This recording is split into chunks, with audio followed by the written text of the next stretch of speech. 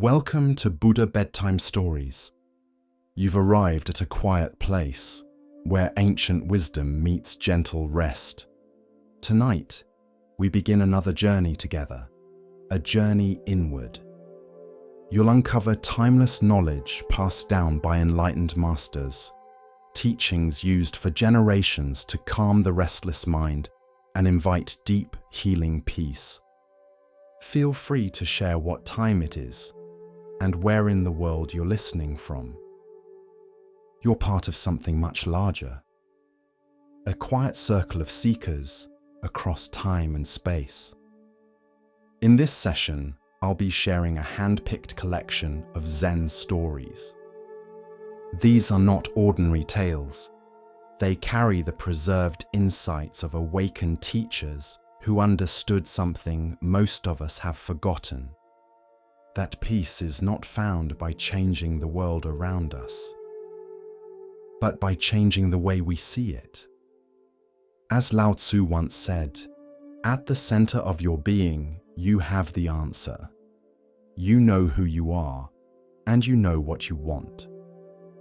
As you listen, you may notice something gentle begin to shift. The grip of worry begins to soften.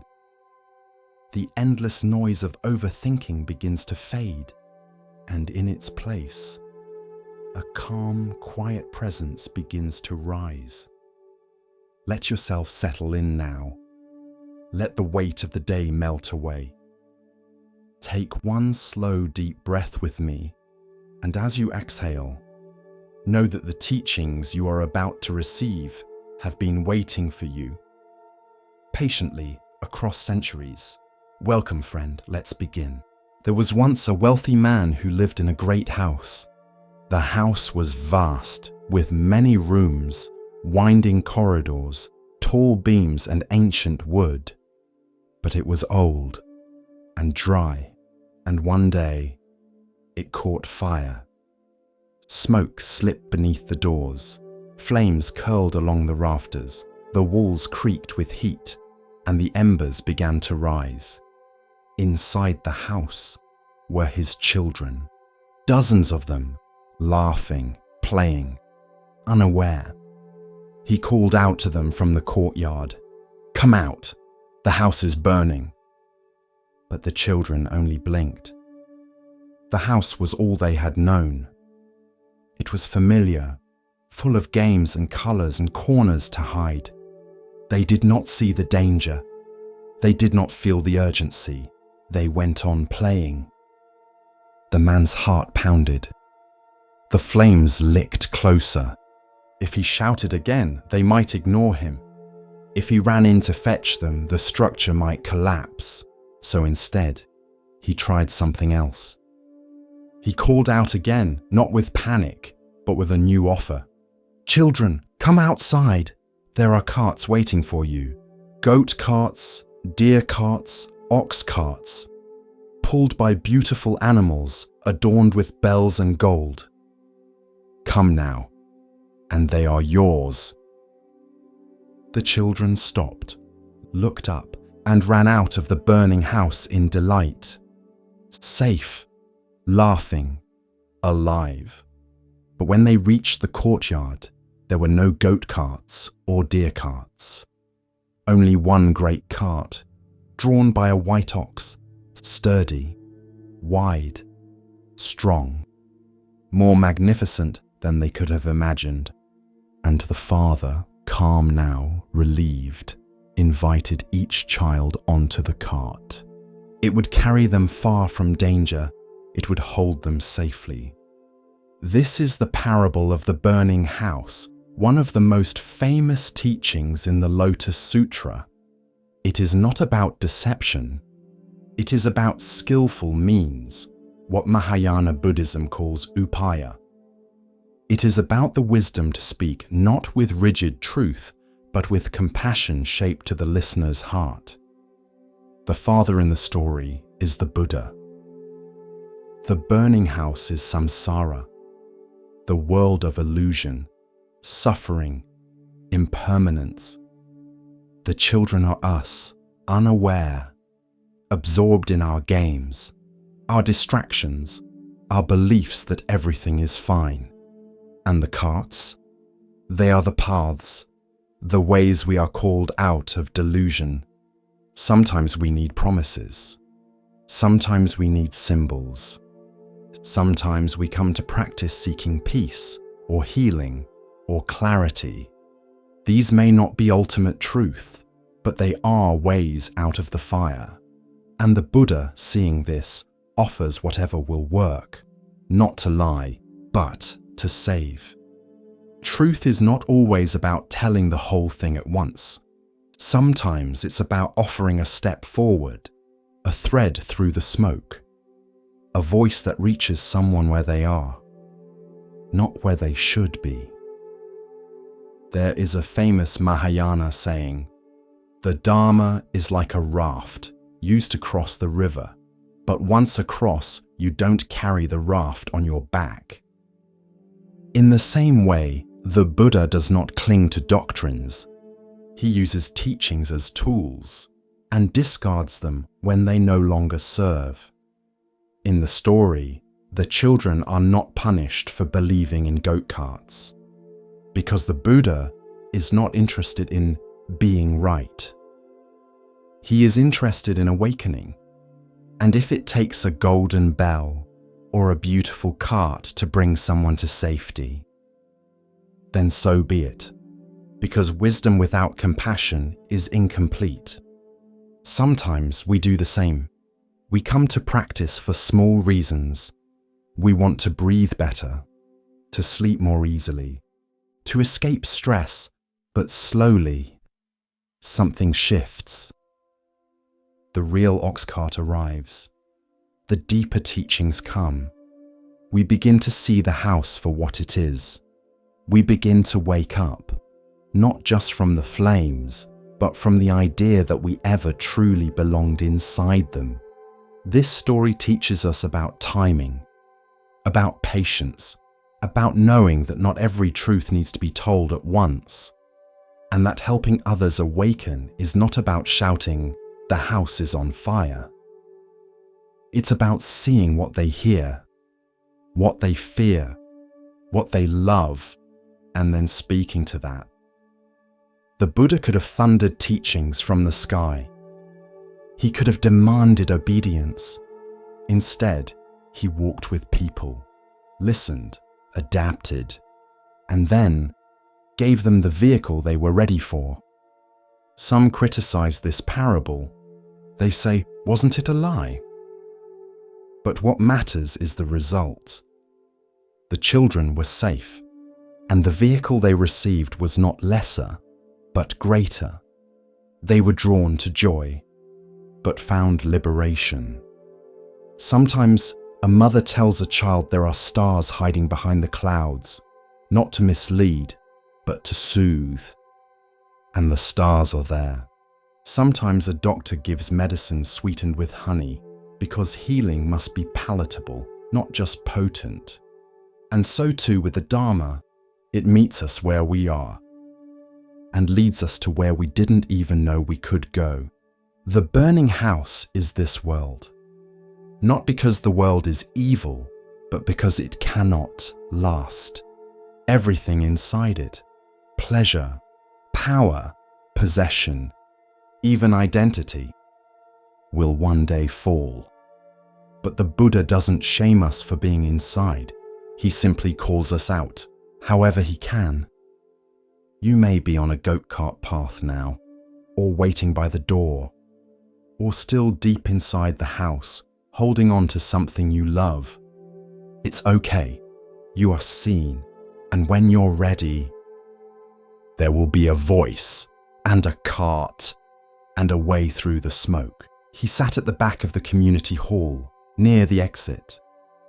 Not hiding, just watching.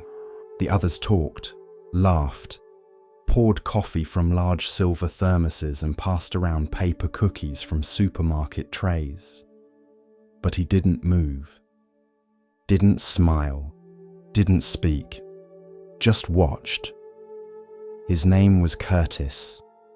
Army jacket, grey beard, hands that twitched slightly even when still. He had come to the meditation group because his VA counselor suggested it. "You don't have to talk," she said. "Just show up." So he did, and for 6 weeks, he said nothing. But he returned. Same chair, same silence, same eyes that carried too many memories to speak aloud. The teacher never pressed, a woman in her 50s with a quiet strength. She guided them through breath awareness, walking meditations, and loving kindness phrases that sometimes made people cry without knowing why. Curtis never joined the group circle, never chanted, but he always listened. This is not a story about what was said. It's a story about the space that held what could not be said. One evening, during a guided meditation, the teacher said, "Imagine someone you've never forgiven. Now imagine letting go, not for them, but for your own peace." Curtis's jaw clenched. His breathing grew sharp. Then it softened. After the session, he didn't leave right away. He walked slowly to the window, looked out at the parking lot lights reflected in puddles, and whispered, "I used to listen for footsteps every night." The teacher said nothing, just turned to stand beside him. Curtis continued, eyes still out the window. "In Iraq, we slept light. One sound, just one, meant someone might die. When I came home, the silence felt louder than the gunfire." She nodded, not with pity, but with understanding. "The breath," she said softly, "is where the past visits, but does not have to stay." Curtis nodded once, not to agree, but to acknowledge. In Buddhism, there's a concept called the middle way. Not indulgence, not denial, just being with what is without running or pushing. Curtis didn't heal overnight. There was no miracle. But he started walking more, started breathing deeper, started sitting with his pain instead of being swallowed by it. And slowly, the silence became less sharp. One night after the group had left, he stayed behind. He rolled up the mats, wiped the floor with quiet care, turned off the lights, and before he left, he bowed. No one saw it, no one needed to. There's a koan that says, "Show me your original face, the one you had before the world told you who to be." Curtis was learning to meet that face again. Not as a soldier, not as a broken man, but as someone who could sit with sorrow without becoming it. One evening, a new veteran came to the group. Stiff posture, uneasy eyes. Curtis noticed. After the session, he walked over and offered a single sentence. "Don't worry, you don't have to say anything." Then he sat down beside him, and they watched the rain together. Healing isn't loud. It's not sudden. Sometimes it sounds like silence learning to be gentle. A monk once asked his teacher, "Master, where does the path to enlightenment begin?" The teacher did not answer. Instead, he stood up, walked across the room, and swept the floor. Later that night, the monk asked again, "Then where does it end?" The teacher looked up from pouring tea and said, "If it ends, it was never the way." This is the story of non-arrival, the path that unfolds not to get somewhere, but to be fully where you are. Long ago, in a forest monastery, a wandering monk arrived seeking answers. He had studied every scripture, debated with scholars, and meditated in caves for years. And yet, he felt restless, incomplete, as if truth always lived just beyond the next bend. He bowed to the abbot and said, "I have walked many roads. I seek the one that leads to awakening." The abbot nodded and replied, "Very well. Walk with me tomorrow at dawn." The next morning, they walked.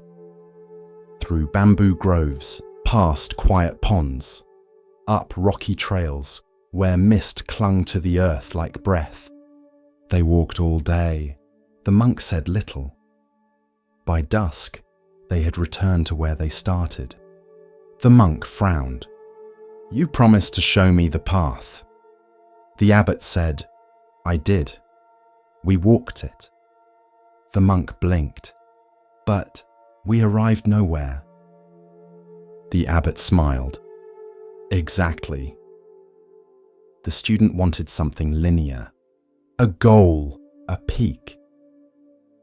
A moment where the sky split open and declared, "Here it is." But the Dharma is not a destination. It is the walking itself. It is the attention you give to each step, the space between one breath and the next. The Buddha did not climb a holy mountain to reach truth. He sat under a tree and stopped seeking. You do not become awake like winning a race. You remember the truth that was always here. Under the hurry, beneath the striving, inside the stillness of the now. When we think of progress, we think forward. Farther, better, beyond. But what if the path moves deeper, not farther? Inward, not onward.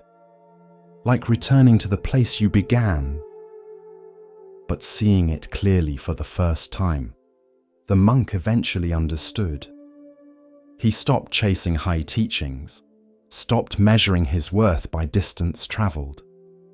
He began to walk slowly.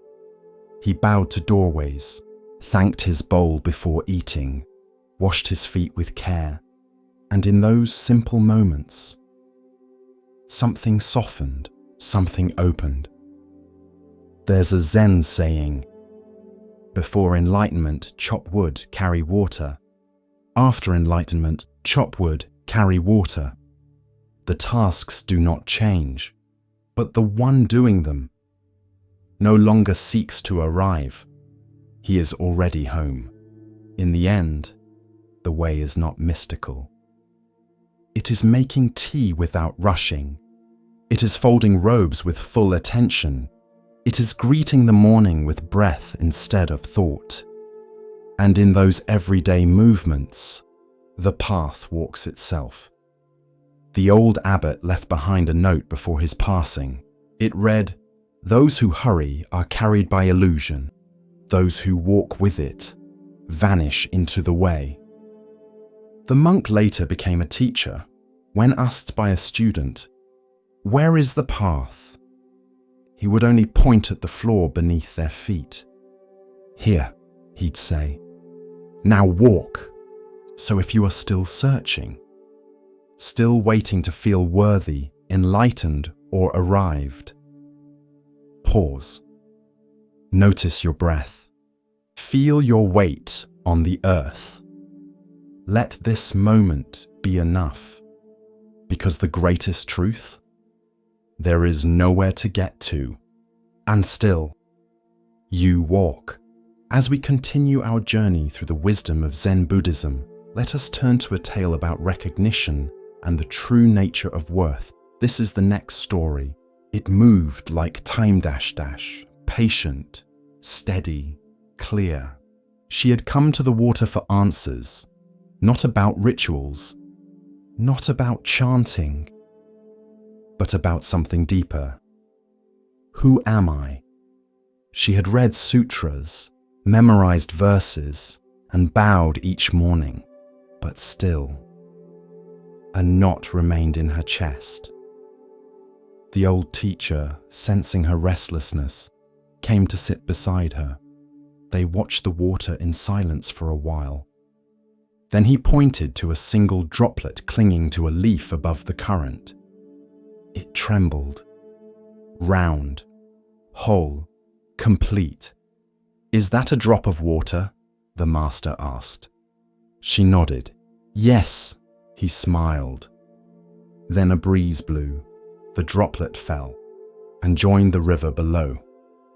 The master turned again. "Now tell me, where is the drop?" This is the story of non-self, of how the self we cling to is like a drop, never separate, never alone. Commentary. We walk through life asking, who am I? What is me? Where do I go when I die? But these questions are like trying to bottle the river. The tighter you grip, the more it slips through your fingers. The Buddha taught that what we call a self is not fixed. No eternal soul, no unchanging core, only process, only flow, body, sensation, perception, mental formations, consciousness. These 5 aggregates arise and pass like waves. There is no boat, only current. The novice sat with this for many days.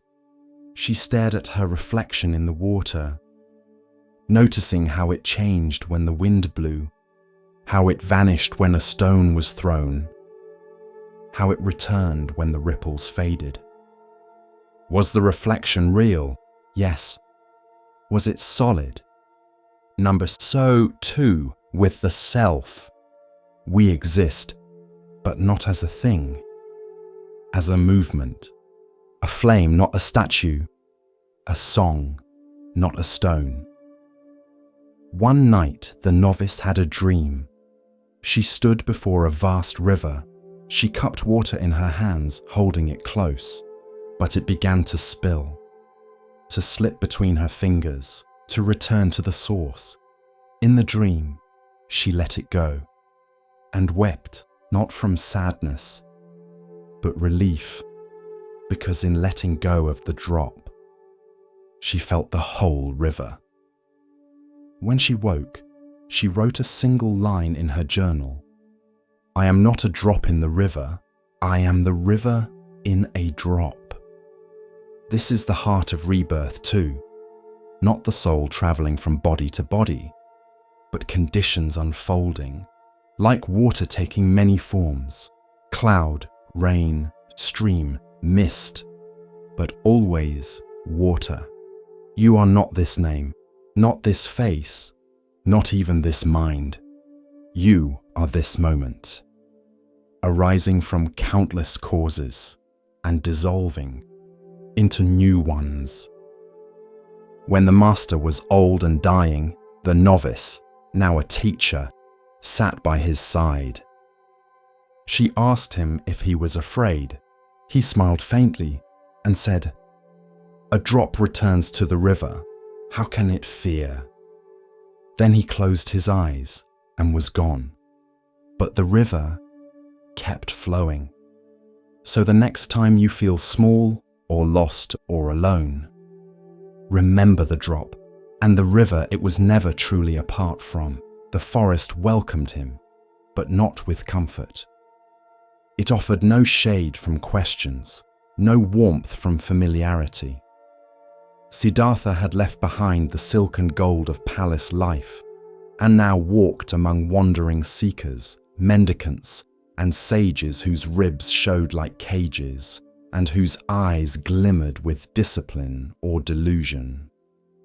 He sought teachers, and they welcomed him, for his mind was sharp and his determination pure. He studied with Arada Kalama, who taught of the formless meditative realms, places where consciousness floated like light on still water. Siddhartha followed his teachings, and with silent breath and sharpened focus, he reached those plains. His mind became spacious. His thoughts slowed like clouds drifting across a still lake. For hours, even days, he remained in deep absorption, untouched by fear. untouched by want. But when he opened his eyes, he saw the truth. Though his body was still, suffering had not ended. The world remained the same. Hunger still visited the poor. Age still bent the backs of farmers. Death still came to children and kings alike. He bowed to Arada Kalama with gratitude and moved on.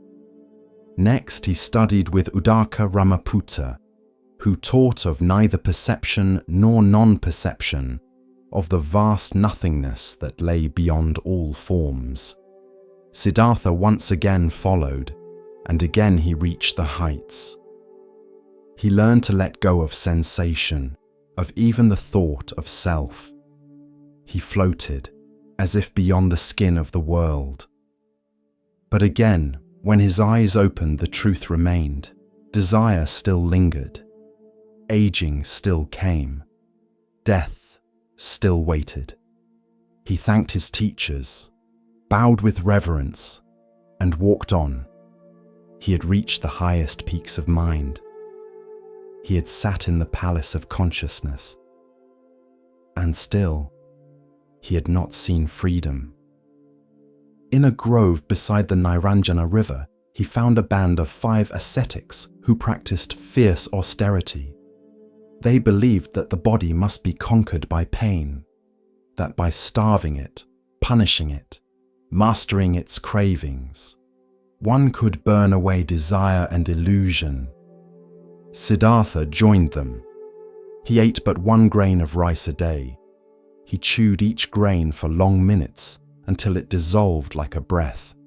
He slept in the open, through storm and frost, curled against the roots of trees, his robe no thicker than air. He held his breath until his vision blurred and his head rang with wind. His limbs withered. His skin clung to his bones like silk over stone. His hair fell in clumps, and birds perched near him, thinking him a branch. He listened only to silence. He welcomed pain. He thought it would purify him, but the fire of truth did not rise. He could silence the body.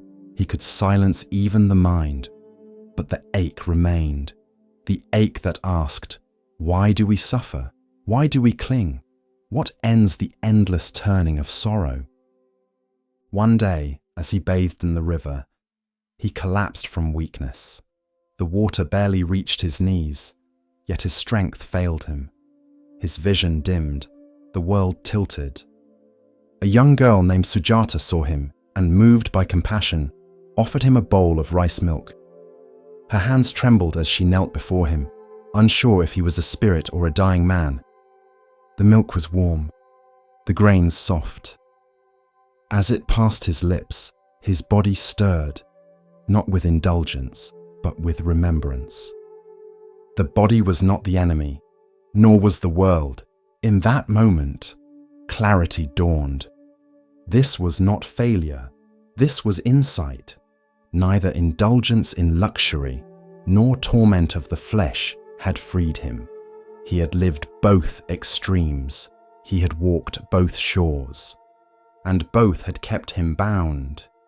He would walk the middle way, not soft and yielding, nor rigid and cruel, not drowned in pleasure, nor crushed by pain, but steady, balanced, awake. He stood and walked back to the grove.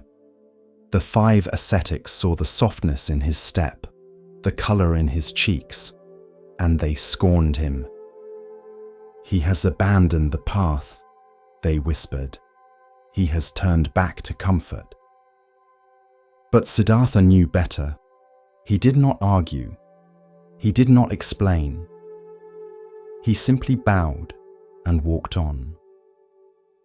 At the edge of the forest stood a great fig tree whose roots plunged deep and whose branches reached like arms toward the sky. Siddhartha looked upon it and knew, here he would sit, here he would wait. He gathered dry grass for a seat. He placed his back to the tree. He crossed his legs, rested his hands in his lap, and drew a deep, even breath. He made a vow, though my skin withers, though my bones turn to dust, I will not rise from this seat until I find the end of suffering. The sun passed, the moon rose, birds quieted, winds stilled, and in the silence the battle began, not with sword or shield, but with doubt and memory, fear and illusion. But that was the next story. For now he sat, still, the seeker who had tasted every path, now ready to look within. The next chapter had begun. Long ago, in a kingdom ringed by mountains and temples, a mighty king ruled from a palace of stone and gold. He was feared by his enemies, praised by poets, and followed by thousands. His armies stretched across the land. His wealth filled entire chambers, and his commands echoed through cities like thunder. But still, he was restless. Victory brought no peace. Praise faded quickly. Even sleep, wrapped in silk and guarded by soldiers, felt hollow. And so one morning, while gazing out across his kingdom from a marble balcony, the king spoke aloud. "Who in this world is greater than I?" A servant, sweeping quietly nearby, paused. "There is one," he said softly, eyes downcast. The king turned sharply. "Who?" "A sage," said the servant. "He lives alone in the forest, wears no crown, owns no gold. But they say he holds more peace in his silence than all your generals in battle." The king laughed. "A beggar in the woods, greater than me." But something in the servant's voice lingered. And later that night, when the court had gone quiet, the king summoned his best horse and rode out alone, disguised in simple robes, his face shadowed by the hood of a traveller. He rode for 2 days, through thick jungle, across rivers, past farmers and monks and children who did not bow. Finally, at the edge of a still grove, he saw a small hut beneath a Bodhi tree, and outside it, seated cross-legged on a flat stone, was the sage. No guards, no roof over his head, no possessions, just stillness, and eyes that did not flicker when the king approached. "You are the one they speak of?" the king asked. The sage nodded once.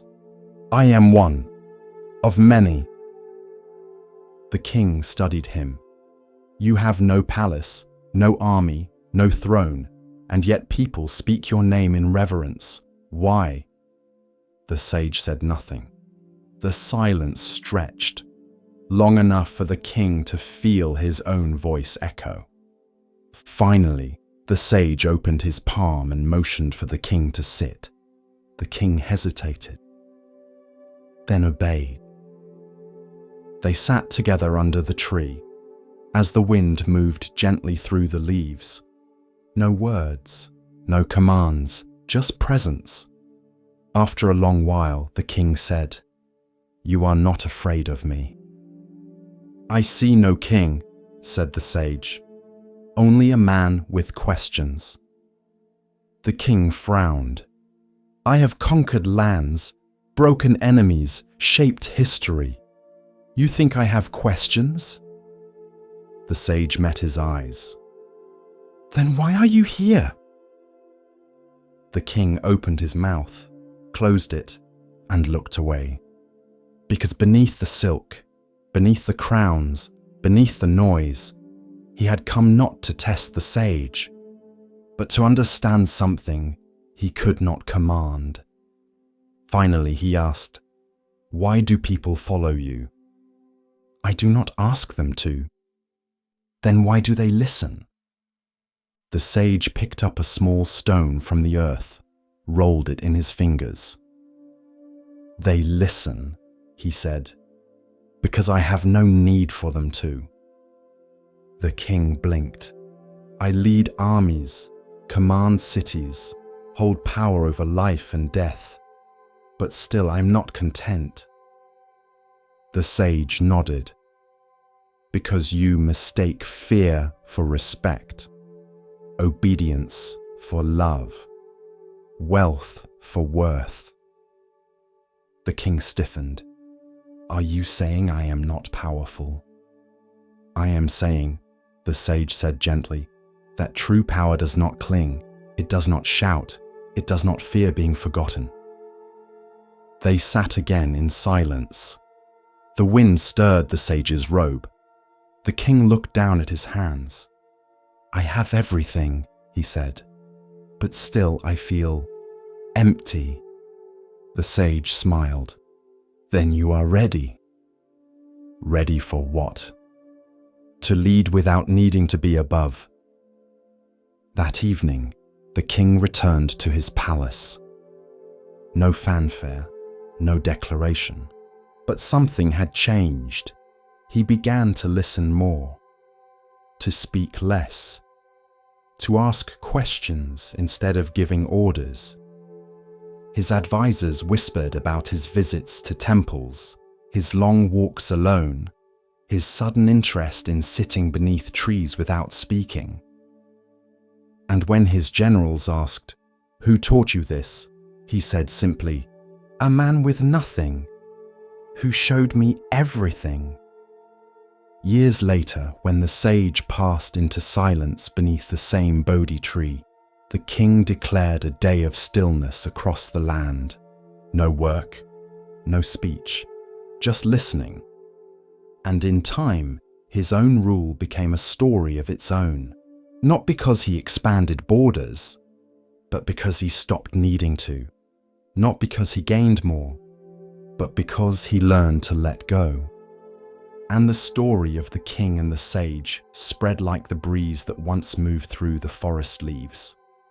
A reminder that the crown is not the source of power, wisdom is, and the one who does not seek to rule is often the one most worthy to lead. As we move deeper into the quiet teachings of Zen, we come to a story about seeing clearly and understanding true value. Listen carefully to the next story. One morning, as the temple bell echoed over the hills, a feather drifted across the gravel path. Software white, weightless. It twisted in the breeze, rising, falling, then gliding gently down near the feet of an old monk named Shiro. He stopped mid-step, not because the feather blocked his way, but because he had learned that even the smallest interruption might carry a lesson. He bent down, lifted it with 2 fingers, and held it up to the light. It was a simple thing, delicate, almost nothing, and yet it had travelled from some distant bird, perhaps one flying over the valley, or shaken loose in a morning preen. It had no wings, no voice, no will, yet here it was, resting, present, carried. That day during tea, Shiro spoke to the novices. He placed the feather on the center of the table. "Is this free?" he asked. The youngest tilted his head. "It floats on the wind, so..." "Yes?" Another frowned. "But it goes wherever the wind takes it. That's not freedom. It's powerlessness." A third sipped her tea and said nothing. Shiro smiled. "All 3 of you are correct," he said, "depending on how you define freedom." He continued, "Most people think freedom means control, to choose, to decide, to resist what moves us." He looked out the open window. "But the feather has no resistance, no plan, and yet it dances." The novices leaned in. He pointed toward the sky. "If the wind blew north, it went north. If the wind changed, so did the feather. But never once did it say, I failed. There was a pause. One novice finally asked, "Then what is the lesson, Master?" Shiro replied softly, "There are times to steer and times to yield." He picked up the feather again. True freedom is not always in direction, but in the way we ride the currents. Later that week, the temple cat fell ill. The novices fretted. One cried. Another tried to feed it broth. But Shiro simply sat beside it. He offered no solutions, no prayers, only presence. When the cat passed, Shiro gathered the novices. He did not speak of death, only of the wind. "You cannot hold the wind in your hands," he said, "but you can feel its path against your face." He paused. "And when it carries something away, you do not curse the air. You bow to its rhythm." The novices returned to their chores, softer now, quieter, less frantic in their attempts to fix what could not be fixed. One afternoon, as a storm gathered, a gust swept through the open courtyard. A lone feather rose from the steps, twirled, and vanished over the garden wall. Shiro saw it, smiled. He whispered, "Carried, yet free." There's a saying in Chan Buddhism: "The bird leaves no tracks in the sky. The wind leaves no footprints in the grass." The feather, like the mind, is most graceful when it stops fighting where it's going. He was the oldest monk in the monastery. No one quite remembered when he had arrived. He had been there before the abbot, before the bell tower was built, before the bamboo grove behind the kitchen had taken root. They called him Elder Wen. His robe was patched at the sleeves, his back curved like a bowed reed, and his eyes were always smiling, like he had seen something long ago and never forgotten it. He didn't teach, not formally, but every morning he lit the incense before dawn. Every afternoon he watered the moss around the garden stones, and in the evening he swept the meditation hall in silence, the broom moving in time with his breath. You could walk past him and miss him entirely, unless you were paying attention. Then you would feel it, that quiet radiance, like sitting near a warm lamp on a winter night. One spring, Elder Wen stopped coming to morning service. He didn't light the incense, didn't sweep, didn't bow. He stayed in his small corner room beside the main hall, lying on his straw mat with hands folded gently over his chest. He was dying. The news spread quickly. Monks whispered in the corridors. Some feared, some mourned. Some tried to distract themselves with chores. But one by one, they made their way to his room. To say goodbye, to ask for wisdom, to seek some final teaching. But Elder Wen said almost nothing. He just smiled. That same soft smile, unmoved by sorrow, unafraid of what came next. One young monk sat at his side and finally asked, "Master, are you not afraid?" Elder Wen opened his eyes. "Afraid of what?" he whispered. "Of leaving." The old monk chuckled softly, a sound like wind through dry leaves. "Leave where?" He looked around his humble room. "There is nowhere to go." Another monk asked, "What is your final instruction?" Elder Wen blinked slowly, then raised one trembling hand and pointed to the teacup beside his bed. It was half full. The tea had long gone cold.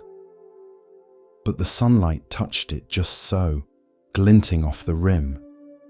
He smiled again, then closed his eyes, and that evening he passed. As gently as a flame curling into smoke. No struggle, no fanfare, just a long exhale. And stillness. The monks held a memorial. They chanted sutras. They carried his body wrapped in white cloth to the forest.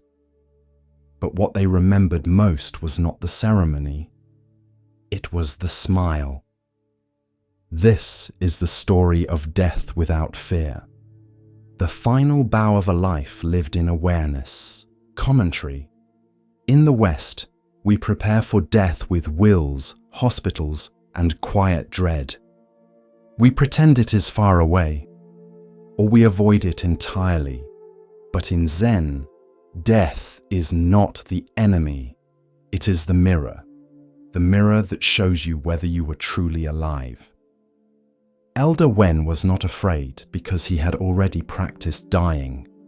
Every time he let go of a grudge, every time he stepped aside for someone younger, every time he bowed in silence, releasing his self-importance. The teacup was his final teaching, so ordinary, so overlooked, but it held the whole Dharma. A cup is useful because it is empty. It can hold, receive, release. But if you cling to the cup itself, you miss the tea. If you fear the cup breaking, you never enjoy what it holds. Elder Wen was ready to leave because he had drunk deeply of life. He had tasted the tea, and he didn't cling to the cup. There's a Zen saying, "Let death come like a welcome guest." That doesn't mean we rush toward it. It means we don't turn our back on it. We live with it, like a quiet friend who reminds us not to waste time. Elder Wen's room is empty now, but the moss he watered still thrives. The broom still leans against the wall. The teacup still rests on the low table, cleaned and dry. And his smile lives in the memory of every monk who sat beside him and realized, stillness is not defeat. Stillness is trust. You do not need to fear the end. You only need to live in such a way that when it comes, you can greet it with a breath and a smile. There was a spider who spun her web in the rafters of the meditation hall. No one noticed her at first. She was small, thin-legged, her thread finer than the morning mist. But slowly as the days passed, her web grew, spanning beam to beam. A fragile bridge suspended in stillness. A young monk sweeping the floors one morning looked up. He paused. Something about the web held him. It glimmered faintly in the dawn light, each thread stretching toward another as if in quiet conversation. He brought his discovery to the abbot. "Should I remove it?" he asked. "It doesn't belong in the hall." The abbot looked up, tilted his head, smiled. "She belongs exactly where she is," he said. "And perhaps she's teaching more than we are." From that day forward, the monks left the web untouched. They meditated beneath it, bowed in its presence, watched as dew sometimes gathered along its strands, like pearls of stillness. One day, the young monk saw a tiny gnat caught in the web. He felt a pang of sorrow, moved closer, but before he could act, the spider emerged, wrapped the insect, and retreated. He asked the abbot again, "How can something so beautiful cause harm?" The abbot nodded slowly. "A web is not cruel," he said. "It is simply a truth." He continued, "Connection is not always comfort. but everything touches everything else. He gestured around the hall. You see walls, mats, windows, candles, but they are not separate. He pointed up. That spider reminds us. One thread trembles, and the whole web feels it. The monk began to notice more. How a sharp word at breakfast changed the tone of the morning. How a kind gesture rippled through the day. How his own thoughts, when tangled, echoed outward into others. One evening during Zazen, a gust of wind slipped through the shutters. The spider's web quivered, and every monk in the room turned slightly. Not toward the wind, but toward the movement of the web, as if they all felt it at once. There is a teaching in the Avatamsaka Sutra. In the realm of Indra's net, each jewel reflects all others. To touch one is to touch the whole. The spider did not preach. She simply spun, her work invisible until noticed, and then unforgettable. Months later, the web collapsed in a storm. Gone, no trace. But the young monk no longer looked for it above. He had begun to see the web everywhere. In the way the cook's ladle touched the soup pot. In the way the bell echoed down the hallway. In the way a smile from a stranger reached deep into his chest. Everything. Connected. Everything. Touching. Nothing. Alone. With each step on the Zen path, a new lesson unfolds. Now we turn to a story about recognition. Of self. Of others. And of what truly matters. Listen carefully to the next story. In the town of Rajagaha, nestled among ridges of stone and mist, the streets curled like vines through hills and markets. Every morning, as the sun brushed gold across tiled rooftops, the air came alive with the calls of merchants, the ring of temple bells, and the mingling scents of tamarind, burning incense, and warm, sweet rice. Life here was orderly, rhythmic, a blend of mountain silence and city song. But lately, that rhythm had broken, not from plague, not from drought, but from something deeper, more primal. Fear, not fear of armies or kings, but of a creature, Nalagiri, a bull elephant so massive that earth seemed to lean under his step. Captured from the wild mountains of the north, Nalagiri had been kept in the royal stables since he was young. Once a proud spirit, free to roam cliffs and bathe in wild rivers, now he was shackled day after day, year after year. The weight of captivity grew inside him like fire trapped in stone. He grew restless, then bitter, then dangerous. Stable boys quit, guards were replaced, chains grew thicker. Nalagiri's cries echoed through the stone halls like thunder rolling through empty skies. The people of Rajagaha whispered that madness had taken him, but not all feared him. One man saw an opportunity in that rage. Devadatta, the Buddha's cousin, a monk by appearance, but a storm beneath the robes, jealous of the Buddha's calm, his followers, his truth. Devadatta sought power, not peace. And when his teachings could not rival the Buddha's, he plotted instead. He went to King Ajatashatru, young and proud, his rule still soft around the edges, and he leaned close. "Let Nalagiri loose," he whispered. "Aim him at the Buddha. See what becomes of silent wisdom when tusks meet flesh." The king, tempted by spectacle or swayed by flattery, agreed. And so, one morning, before the city had fully woken, The iron gate to Nalagiri's pen creaked open. Chains were undone. Commands were given. The path was cleared. Nalagiri stepped forward, eyes wide, breath steaming, mind ablaze. He charged through market streets, through cloth stalls and fruit carts, scattering baskets and lives. People screamed, children ran, dogs howled and carts overturned. He did not walk. He tore the world open beneath him. And down that path, barefoot, cloaked in saffron robes, carrying only his alms bowl, walked the Buddha. No guards, no weapons, no rush in his step, just presence.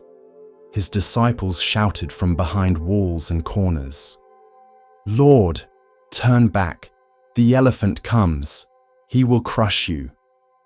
But the Buddha kept walking, not with recklessness, not with pride, but with compassion so still it could hold a mountain.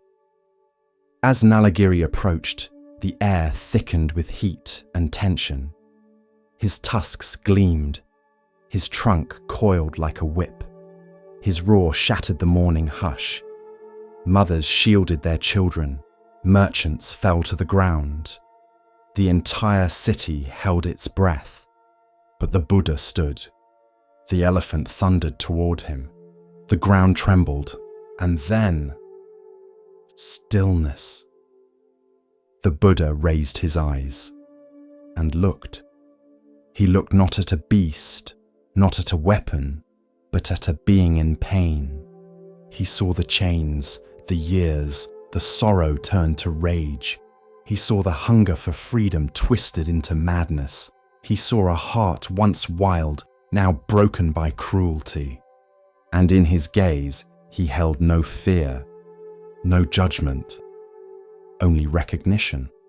As Nalagiri neared, mere strides away from trampling the man before him, he met that gaze, and something changed. The wind quieted, the air cooled. The fire in Nalagiri's eyes flickered. He slowed, then paused. His ears twitched, his breathing hitched. He took one more step, then stopped. The Buddha stepped forward. Slowly, gently, one hand raised, not to strike, not to shield, but to bless. And Nalagiri knelt. He folded his legs beneath him, lowered his head like a branch under rain. A great groan, half sigh, half sorrow, escaped his chest. And there, in the middle of the street where rage had once ruled, the Buddha placed his hand on Nalagiri's brow. Not with domination, but with presence. And the elephant wept. Tears pooled beneath his eyes, streaking down the folds of his face, darkening the dust. His trunk coiled softly around the Buddha's arm, no longer as a weapon, but as a gesture of surrender. The city watched in stunned silence. The same elephant who shattered stone fences and snapped trees now sat like a disciple at the feet of peace. Devadatta, watching from the shadows of a colonnade, said nothing. His plot, like a snake uncoiled, had slithered away, not with defeat by force, but by a truth too gentle to resist. Later, when the sun rose fully and the city slowly exhaled, Nalagiri returned to the royal grounds, but no longer was he led by whip or chain. He walked slowly, willingly, like a monk returning from alms. The Buddha returned to his seat beneath a banyan tree, his bowl untouched, his robe still bright. And the people came. They came not to celebrate a miracle, but to understand a lesson. They asked, "How did you stop him?" And the Buddha replied, "Anger cannot be conquered by anger, but by love alone. Fear cannot be silenced by force, but by understanding. The wildness in others is often the cry of suffering, not wickedness. And so it was taught that true strength is not in the fist, not in the sword, but in the heart that stays open in the face of danger. The tale of Nalagiri passed from lips to scrolls, from scrolls to temples, from temples to time itself. Children would ask their mothers, "Is it true that the Buddha tamed the elephant?" And they would answer, "Yes, my child, but not with magic, with seeing. Seeing the pain in others, seeing the fear beneath fury, seeing the being behind the mask, and meeting it with love." Nalagiri lived out his days not as a beast of burden, but as a gentle giant, offering rides to children, watering temple gardens with his trunk, and standing calmly when the monks recited sutras beneath the trees. It is said that when he died, the earth grieved gently, and his spirit rose unchained. Some believe Nalagiri was reborn in a heavenly realm. Others say he was reborn among the disciples. But all agree on this, that in the still gaze of one awakened man, an ocean of rage was calmed. Not by war, but by peace itself. It is said there was once a monk who lived alone in a crumbling hut on the edge of a forgotten village. His robes were patched, his alms bowl was cracked. His sandals made no sound on the stone path.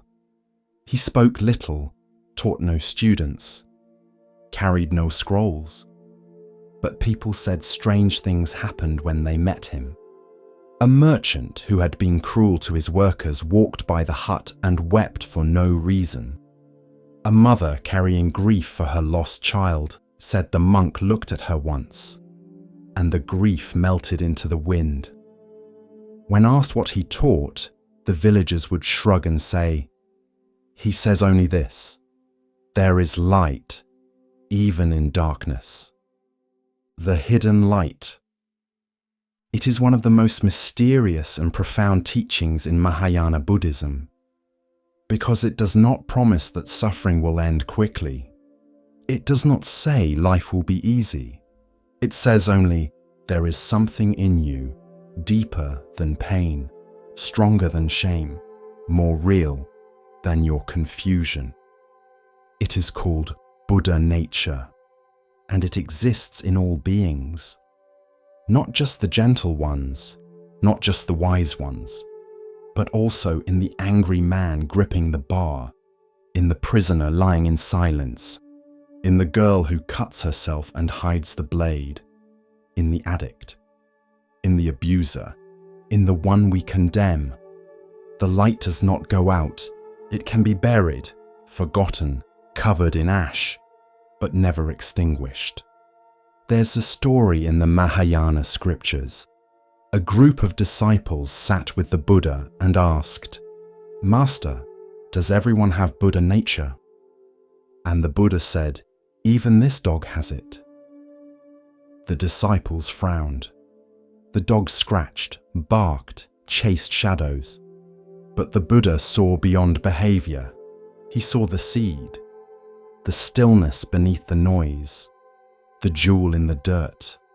Imagine a gold statue wrapped in rags, sealed in clay, buried for centuries.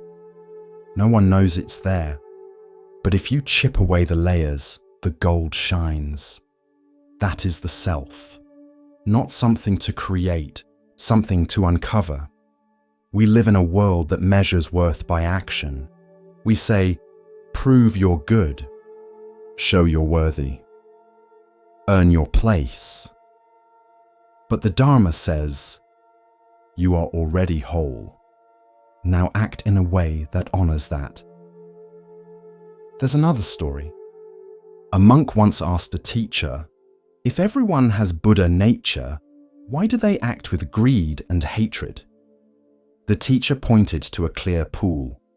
He picked up a stick and stirred the mud at the bottom. The water turned cloudy. "Is the clarity gone?" the teacher asked. "No," said the monk. "It's just hidden." "Exactly," the teacher replied. "Wait long enough and it will return." The path, then, is not about becoming something new. It is about becoming familiar with what has always been true. About seeing through the layers, not pushing them away, but noticing. This fear is a layer. This craving is a layer. This story I tell myself that I am broken, unworthy, lost, is a layer. And underneath, stillness, light. You. Some people fear this teaching. They say, if everyone has Buddha nature, what about evil? But Mahayana Buddhism does not excuse harm. It reveals the tragedy behind it. It says, this one too was once innocent. This one too has a light they forgot. This one too is capable of awakening. Not as an excuse, but as a possibility. When you see others through this lens, something shifts. The one who hurt you still hurt you. But now, they are more than that. You don't forgive because they deserve it. You forgive because you see clearly. Because you do not want your own light dimmed by hatred. Because you too want to be free. Commentary. To believe in Buddha nature is not to be naive. It is to have the deepest possible faith in what cannot be destroyed. Even by trauma, even by war, even by your own worst mistake. It is the faith that says, there is gold under the clay, even if I've forgotten it, even if no one else sees it, even if I don't yet know how to reach it. The monk in the crumbling hut, he had nothing, but he saw the light in everyone. And so people came, not to learn doctrine, but to be seen, to be reminded, to be held in the quiet truth that nothing in them was beyond repair. Maybe that's your task today, not to fix yourself, but to pause, to breathe, to ask, what if there's still light here? And then, to live from that place. Even if no one else understands. Even if the robe still feels heavy. Because the moment you remember, you become the reminder. The sun hung low over the fields, casting long golden shadows across the dry earth. At the edge of a quiet village, 2 mango trees stood side by side. One was tall and strong, its branches heavy with fruit. Its golden mangoes glowed in the light, plump, sweet and fragrant. Children would stop and stare. Travelers paused to admire. Birds sang in its branches as if drawn to its beauty. The other tree was bare. Its bark was worn, its limbs crooked. It bore no fruit, and no one stopped beneath its shade. But this second tree, quiet, unnoticed, was the Buddha in one of his past lives. And this is the story of why he chose to remain fruitless, for the sake of something greater. Long ago, the land had been wild. The forest grew thick around a small monastery where a humble sage lived with his disciples. He taught them to observe closely, to see not just what was obvious, but what was true. One morning, while walking through the woods, the sage turned to his students and pointed at 2 saplings growing side by side. These trees, he said, were born at the same time, but they will live very different lives. The students blinked. They look the same, said one. The sage only smiled. Wait. And the years passed. The first tree grew fast. Its branches stretched wide. Its roots drank deep from the stream nearby. And when its first mangoes came, The villagers discovered them, sweet as honey, smooth as silk. They came in crowds.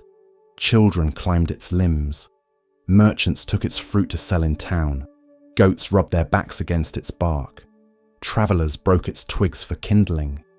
Even the birds, once gentle, began to peck at its flowers for their scent. And still, the tree gave, but over time it began to lean. A branch cracked under a child's foot. Its roots loosened from the trampling of cattle. The fruit became harder to grow, and some seasons it had none at all. Still, the people came. The second tree grew quietly. It bore no fruit. No children climbed it. No travelers plucked its leaves. Birds rested gently in its shade but never stayed long. The villagers ignored it, but its bark stayed smooth. Its roots grew deep. Its trunk remained upright and still. And it watched. One summer, the king of the region came to the forest on retreat. He set up camp near the fruiting tree. His cooks, servants, and soldiers lounged beneath its shade, praising its sweetness. Then one of the ministers said, "If this tree has served so well, why not cut it down? The wood would make fine furniture. The fruit is nearly gone, but its trunk could be carved into chairs for your throne room." The king, intrigued, gave the order. And the next day, the great fruiting mango tree was felled. Its branches snapped, its trunk cracked open. Its roots, noble and deep, were torn from the earth, and all the forest fell silent. Later that week, the king walked through the woods again and saw the second tree, bare, small, and unremarkable. "What of that one?" he asked. His minister shrugged. "No fruit, no use, not even shade. Let it be."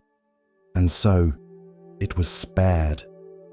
The sage, watching from a distance with his disciples, bowed slightly to the bare tree. "Do you see?" he said. "Sometimes what survives is not what shines the brightest, but what draws the least desire." The disciples looked at him with puzzled eyes. "But Master, was the fruiting tree not noble? Was its generosity not good?" "Yes," the sage said gently. "It lived a life of service, and that is honorable." He looked toward the bare tree, but this one made a choice, a quiet choice. It saw what happened to its brother, and though it too could have borne fruit, it chose not to, for the sake of survival, for stillness, for watching without being consumed. Many lifetimes later, the Buddha would recount this story to his own monks. He would say, "There are times to serve and times to endure. There is merit in offering yourself to the world, and wisdom in stepping back, not from fear, but from foresight." And the story passed through generations, told to children not to make them afraid of giving, but to teach discernment, to remind them that not all service must be seen, that sometimes quiet restraint is a form of compassion too, because the world will always chase what glows, but sometimes what glows too brightly gets torn down, and what stands quietly survives to keep teaching. As our exploration of Zen Buddhism deepens, let us listen to a story that reveals how true worth is often overlooked. Here starts the next story.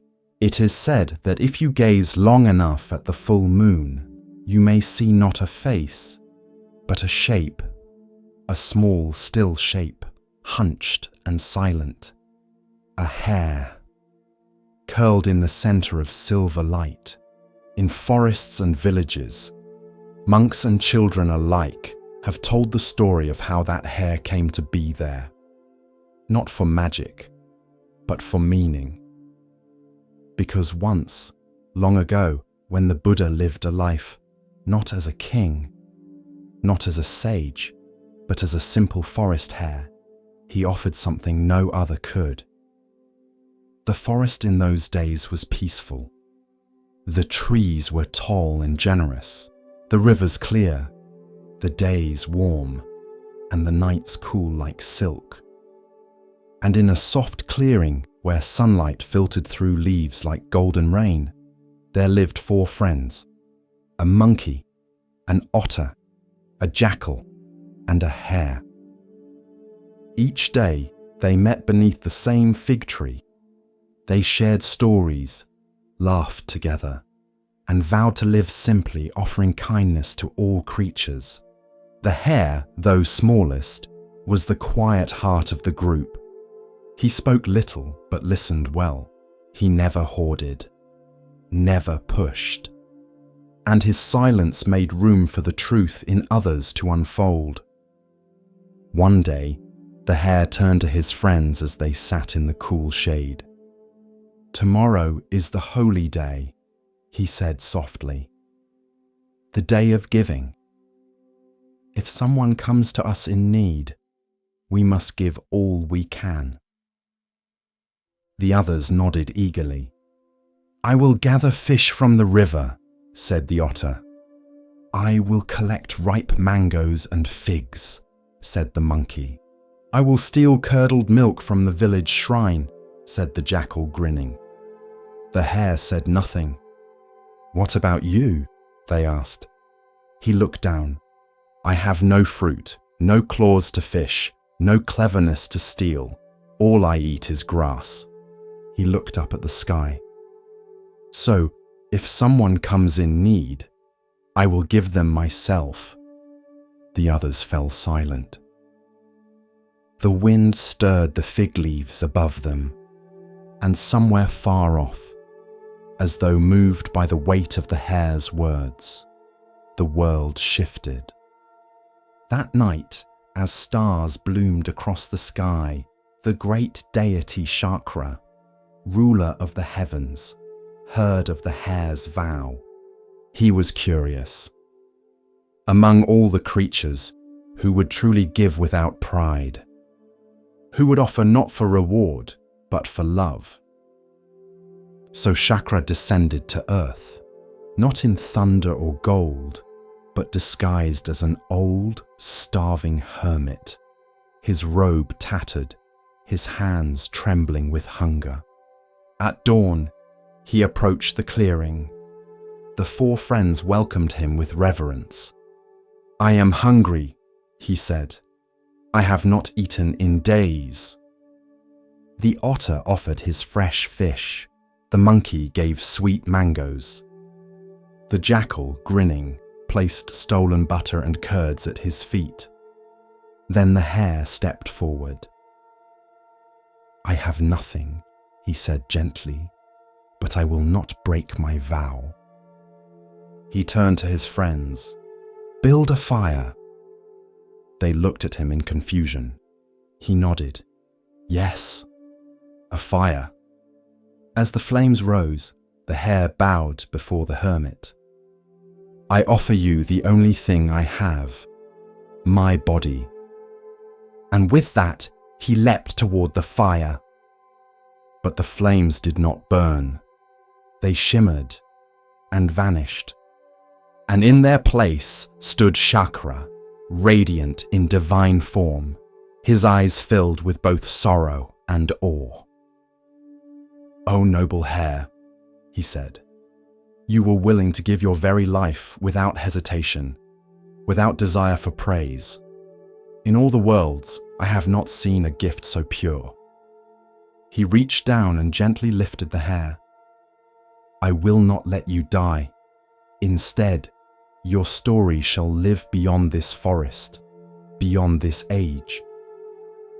Chakra turned his gaze to the sky, and with a wave of his hand, he painted the hare's image on the moon. From that day on, when the full moon rises over rivers and rice fields, over temples and rooftops and sleeping children, the hare watches from above. Not as a god, not as a legend, but as a reminder that the greatest gift is not gold, not grain, not clever words or rituals. It is the gift of selfless love. In time, the monkey, the otter, and even the jackal remembered the moment not with sorrow, but with wonder. They told it to their children.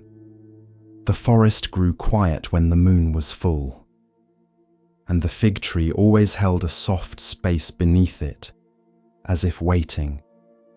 The story of the hare passed from mouth to mouth, country to country, century to century.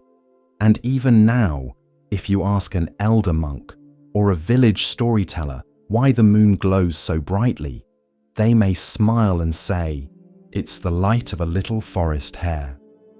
Still giving, still watching, still reminding us what it means to love completely. Because generosity is not measured in size, but in sincerity. And there is no gift greater than offering your whole self, freely, without fear. Not for recognition, but because it is right. It happened in the monastery courtyard. A cat had wandered in from the fields, slim, white-pawed, with eyes like river stones. The novices argued over it. Let it stay, said one group. It brings joy. We feed it. It purrs. It lives among us. No, said the other group. It distracts us during zazen. It chases the sparrows. It has no place in a temple of silence. The voices rose. One claimed compassion. Another claimed discipline. Both believed they were right, but neither listened. And so they argued, loudly, endlessly, until the abbot, Master Nansen, appeared. He said nothing at first. He looked at the cat, then at the monks, then back at the cat. In one swift motion, he drew his blade from beneath his robe, held it high, and said, "If any of you can say a true word, this cat will be spared." Silence. No one spoke. The wind stirred. The cat blinked, and then the blade flashed, and the cat was gone. That is the story, told for centuries across temples and texts, debated, feared, questioned, but never forgotten. Later that evening, Master Nansen told the story to Yoshu, his senior student. Joshu did not argue. He did not recoil. He simply took off his sandals, placed them on his head, and walked out of the room. Nansen smiled. "If you had been there," he said, "the cat would have lived." What does it mean? Why such violence? Why the silence? Why would a master of compassion raise a blade? And why was Yoshu's nonsense, putting sandals on his head? The answer Nansen was waiting for. This is not a story about a cat. It is a story about attachment to views, about how quickly the mind clings to being right, how debates, even over seemingly noble things like kindness or rules, can become distractions. The monks thought they were arguing about the cat, but really, they were arguing from ego, from the illusion of my view versus yours. And Nansen saw it, in their noise, in their stubbornness, in their refusal to let go. He saw a sickness, and he responded not with teaching, not with reasoning, but with cutting. In Zen, cutting is not always physical. It is the sudden strike that breaks the mind free from duality. It is the moment the raft is kicked away, because it's become another attachment.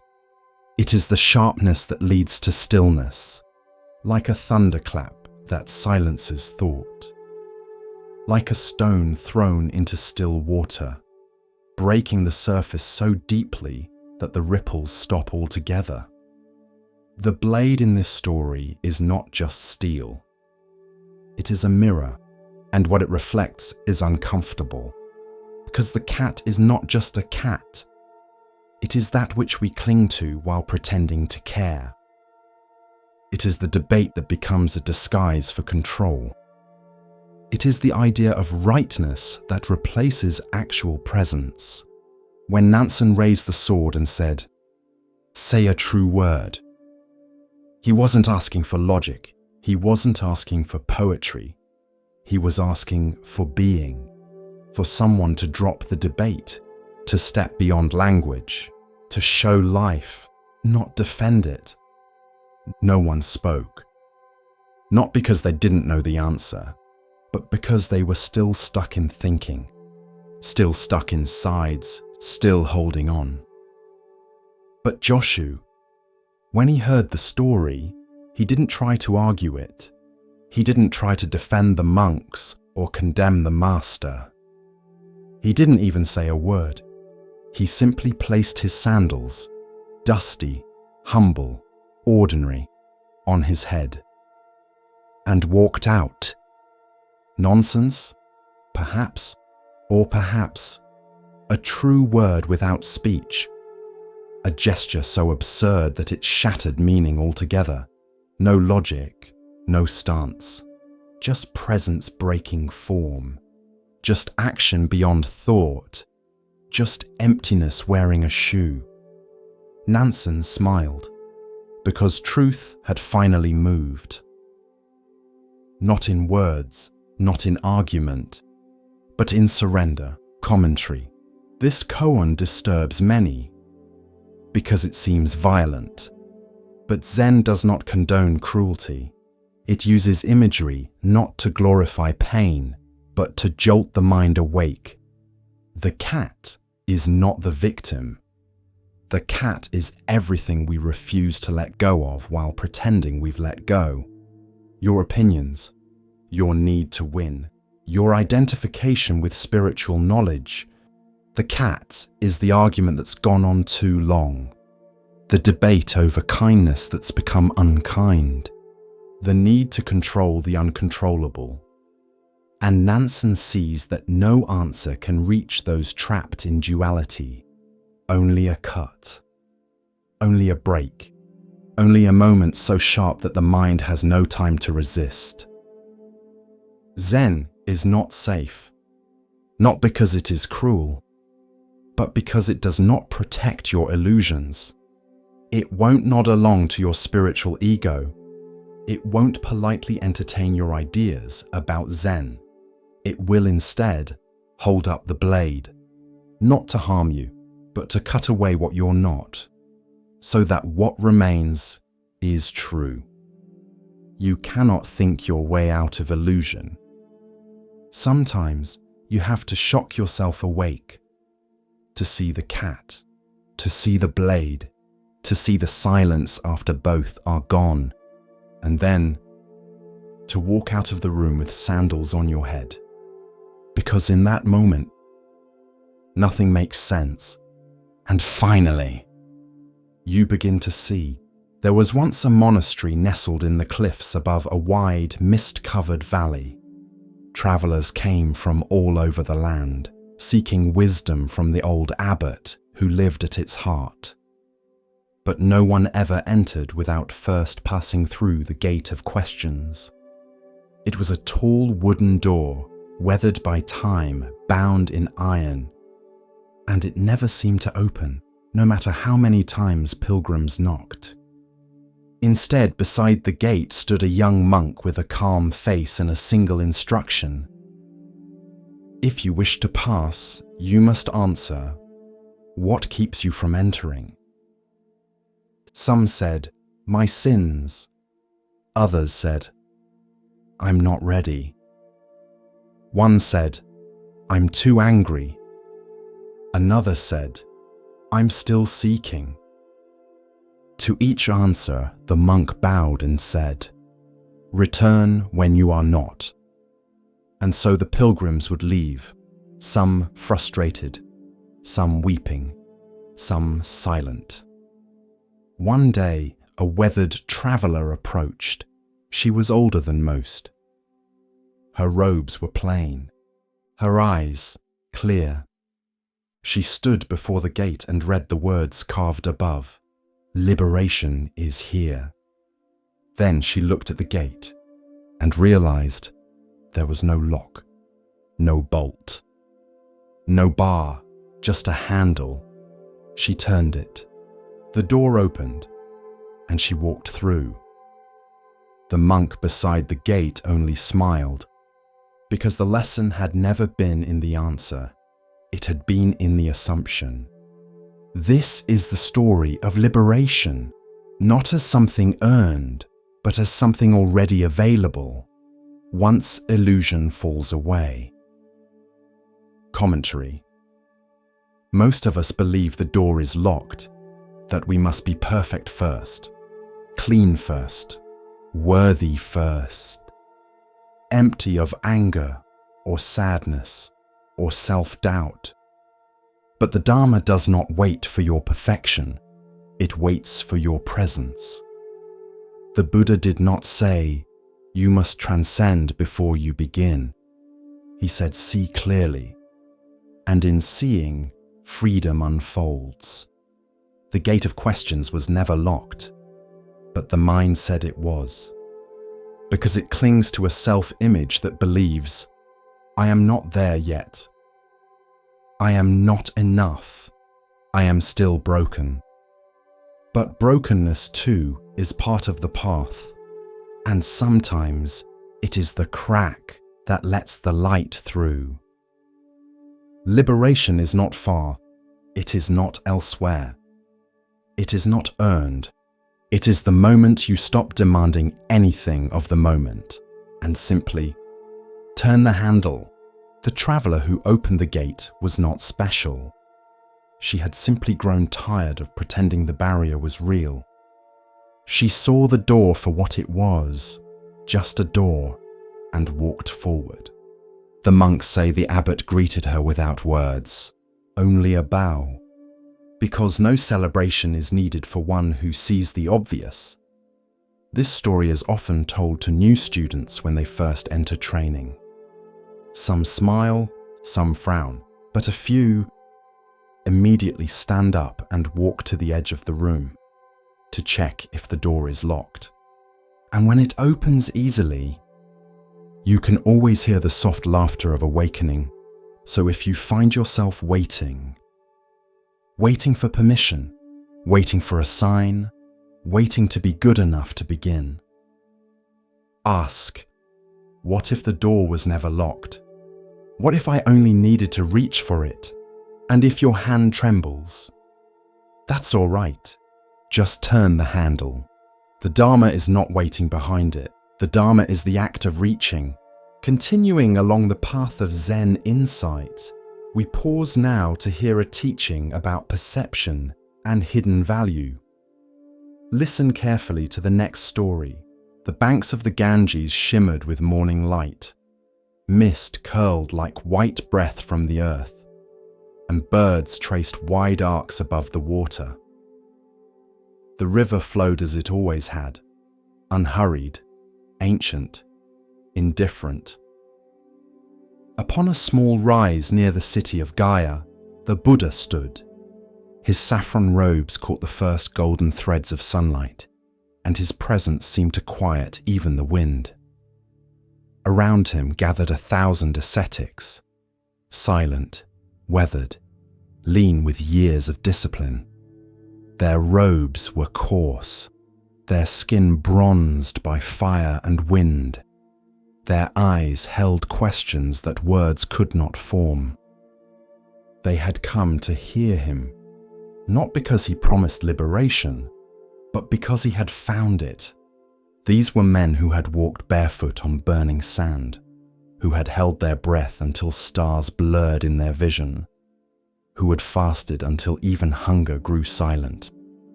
They had known pain. They had studied sacred fire.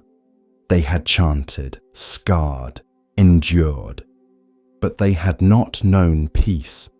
And so they came, not to challenge, but to listen. The Buddha began not with praise, nor with rules, nor with doctrine. He began with fire. All is burning, he said. A ripple moved through the crowd like wind across tall grass. He paused, let the silence stretch, like the space between flames. All is burning, he repeated. The I is burning, forms are burning, I consciousness is burning. He spoke slowly, deliberately, each word striking like a drumbeat in the still morning air. Burning with what? With the fire of lust, the fire of hatred, the fire of delusion? Some closed their eyes, others frowned. A few leaned forward, their breaths caught. The Buddha looked upon them, not with challenge, but with compassion. This body you cling to, he said, it is a wick. This mind you chase through craving, a spark. And each time you grasp, each time you say, mine, you feed the fire. A breeze moved across the Ganges. It stirred the edges of robes. It cooled nothing. The Buddha continued. The world is ablaze, but not with wood and coal. It burns with longing, with grasping, with thirst. He walked slowly among them, not above, not apart. His steps made no sound.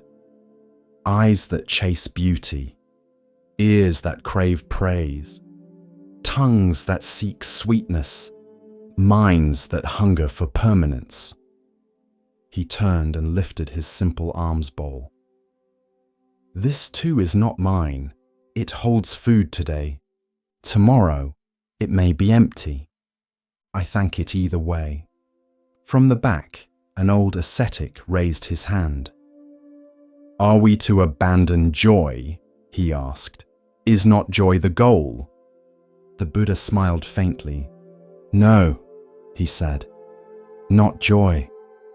Only the craving for joy. Let joy arise. Let it come like wind through trees. But do not chase it. Do not bind to it.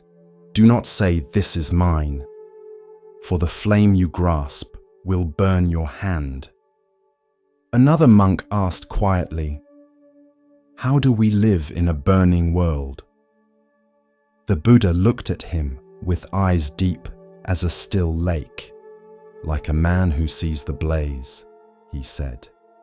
Who walks with care, breathes with wisdom, and holds no illusion that the fire is shelter. A hush fell over the gathering, not from fear, but from recognition. The fire was not only in the cities, or in war, or in anger. It was inside them, inside each grasping thought, each clenched desire. The Buddha sat upon the earth. He drew a circle in the dust with his finger. Inside this circle, he said, are your perceptions, your feelings, your ideas. They rise like smoke. They change like flame. They disappear like ash. Do not build your home in a fire. A younger monk, no more than 20 summers old, whispered, then where do we dwell, Master? The Buddha looked up. In awareness, he said. In equanimity. In the space between sparks. Be the witness, not the fuel. The monks bowed their heads. Some wept, not from sorrow, but from something else. From release, from clarity, from the sudden lightness of realizing they could put something down. That night, they built no fires. There were no chants, no ceremonies. They ate simply, drank river water, and sat in silence. But the silence was not empty. It was watchful. Each monk sat with his own flickering flame. Some remembered the pain of hunger they had forced upon themselves. Others remembered the pride they had felt when praised for discipline. Some saw anger they had not named, others grief, and they did not suppress these fires. They simply watched. And in the watching, something shifted. Not extinguished, but no longer fed. In the days that followed, the change was quiet but real.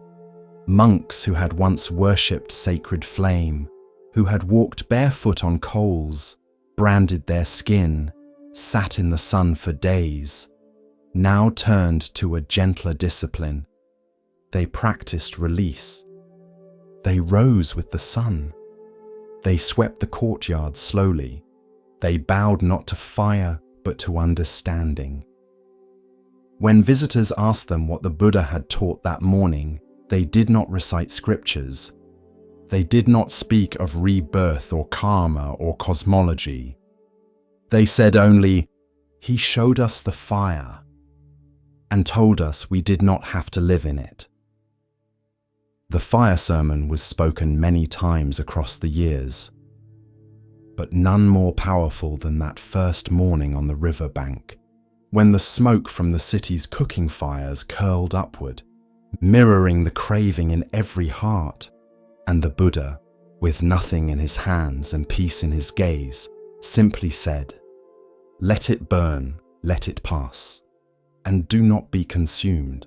The road to Kusinara was quiet, not silent, never that, but filled with the hush of a world preparing to let go. Leaves rustled without wind. Birds called, but softly, like they too were watching. The monks walked in silence, their robes brushing against dry earth.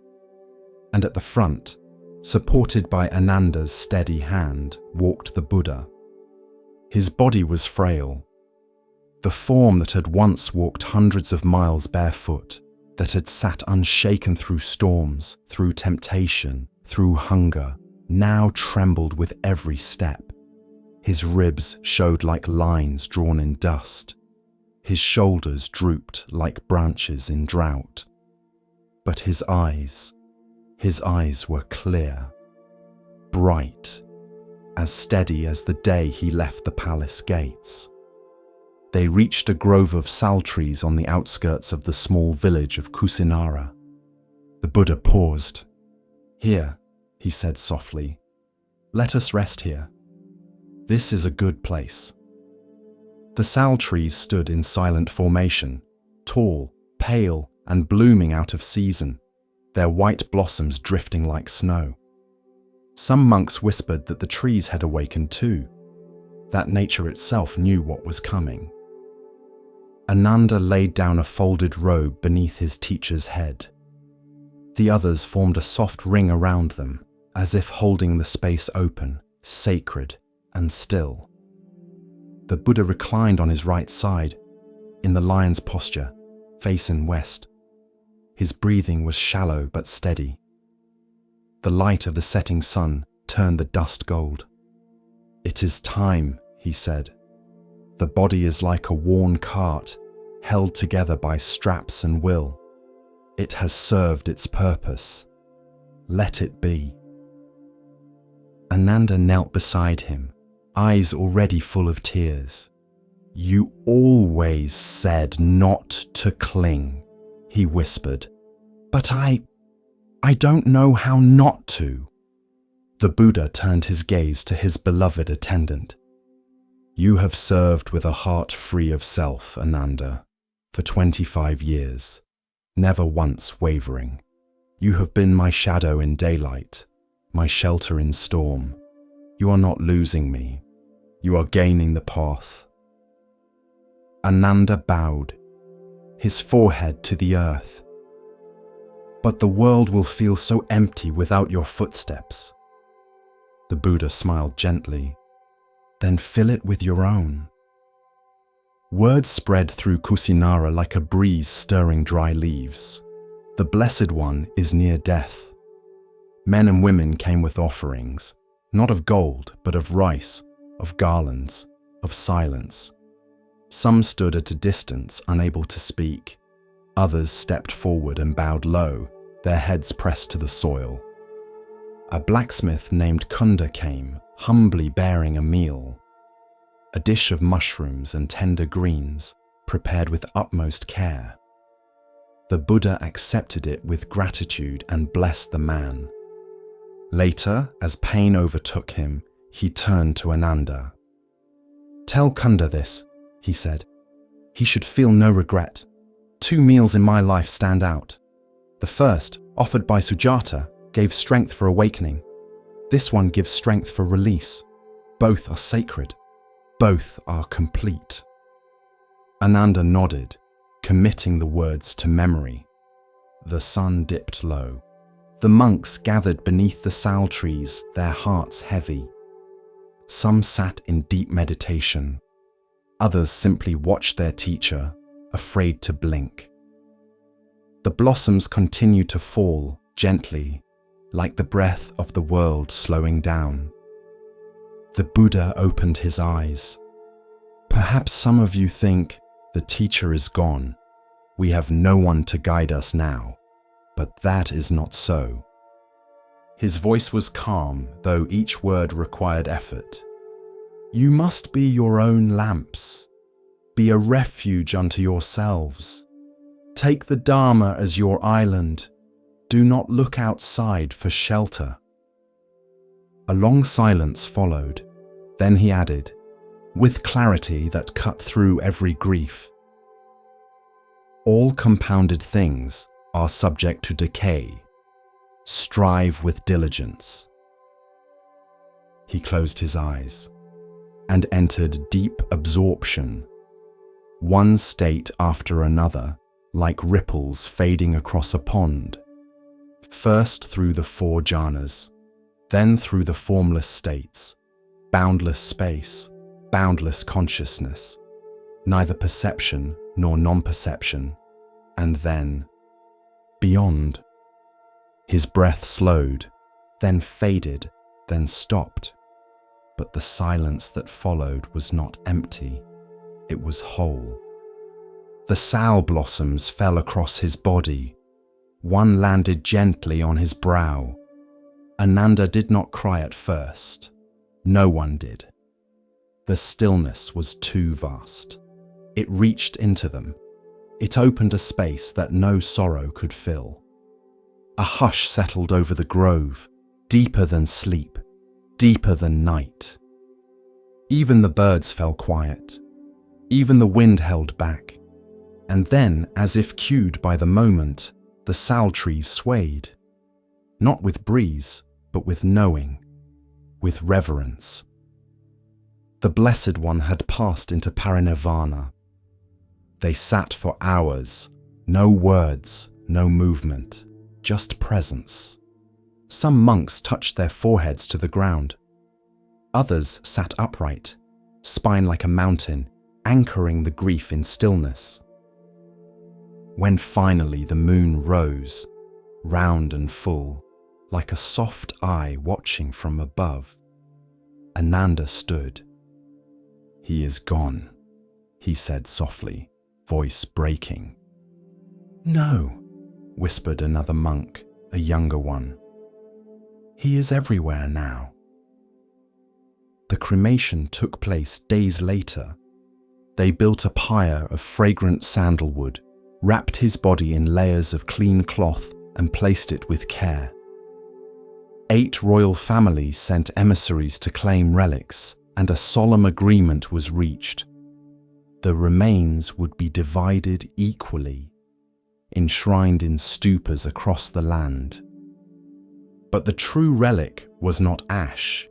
It was the teaching, the 4 noble truths, the Eightfold Path, the silence behind the breath, the calm behind the storm, the truth that lives on not in memory, but in practice. In time, monks and nuns would walk for weeks to reach that sal grove. Some would come in silence. Others would chant, but all would feel something shift as they stepped beneath the trees. They would sit on the earth where the Buddha last rested and listen, not for sound, but for understanding. And sometimes, if the wind was just right, they would hear it, strive with diligence. Ananda, as the years passed, returned often. He would sit beneath the very tree where he had knelt that night. He would run his hand along its bark, worn smooth now by the prayers of many. He would remember the final gaze, the final breath, and the words that lingered after everything else had passed away. All things that arise must pass, but the path is timeless. And in the stillness there would be no fear, only peace. And so that is how he left, not in triumph, not in spectacle, but in peace, wrapped in stillness, under trees that bloomed out of season, as if even nature bowed to the one who no longer clung. And in that final moment, the world did not end. It simply continued, quieter, wiser, and forever changed. In the heart of a wealthy city, wrapped in silk and stone, lived a man who had everything. Gold draped his halls. Ivory framed his mirrors. Incense curled in soft waves from brass burners that never cooled. His name was Viran. He owned land, warehouses, servants, even ships that crossed oceans bearing his name on their sails. And yet, he could not sleep. Each night, he turned beneath embroidered sheets, his mind counting coins like sheep. Each morning, he awoke with new orders, new demands, new acquisitions. He kept building, kept gathering, but inside there was a tightness he could not name. One day, as he stepped from his carriage, he noticed a beggar sitting beside the temple gate. The beggar's robe was faded and torn. His alms bowl was empty, but his eyes were calm, still as a pond before dawn. Viran glanced at him and scoffed. "If I had nothing," he said, "I would not smile." The beggar bowed. "If you truly had nothing," he said, "you might finally know peace." The words followed Viran like a shadow. He tried to forget them, tried to drown them in wine, in silk, in celebration. But they clung like a thread caught in the lining of his soul. The next morning, he returned to the temple. The beggar was still there, eyes closed, back straight, breath soft. "How do you do this?" Viran asked. "You have no food, no roof, no gold, and yet you sit like you own the world." The beggar opened his eyes. "I do not own the world," he said, "but the world no longer owns me." Viran stared. Something inside him cracked. That day he left behind his ring. The next, his jeweled belt. Then quietly, he began walking to the temple each morning, leaving behind one possession at a time. No ceremony, no announcement, just letting go, piece by piece. The beggar never asked, never praised. He simply shared his seat on the stone step. Weeks passed. One morning, Viran arrived barefoot. No rings, no silks, no guards, only his breath and the ache in his knees. He sat beside the beggar, closed his eyes, and for the first time in years, he felt nothing pulling at him. No hunger for more, no fear of losing, no need to be seen, just stillness. He opened his eyes. "Have I become poor?" he asked. The beggar smiled. "No," he said softly. "You've become free." This is the story of true wealth, the kind that doesn't glitter, but glows from within. Commentary: wealth is not evil, it is neutral. Like a knife, it can feed or wound. Like fire, it can warm or consume. The Buddha taught that attachment, not possession, is the root of suffering. You can have little and still cling. You can have much and still be free. The beggar was not rich in gold, but he had space. He had his breath, his presence, his peace. He was not owned by anything, not even his own suffering. The parable reminds us, you are not your bank balance, not your reputation, not your wardrobe or your followers. You are the one who notices, the one who breathes, the one who can let go. Letting go is not about loss. It is about choice. When you no longer need a thing to feel complete, you are free to enjoy it or leave it without fear. That is the highest wealth. There's a Zen proverb: when I had nothing, I had everything. It does not mean destitution.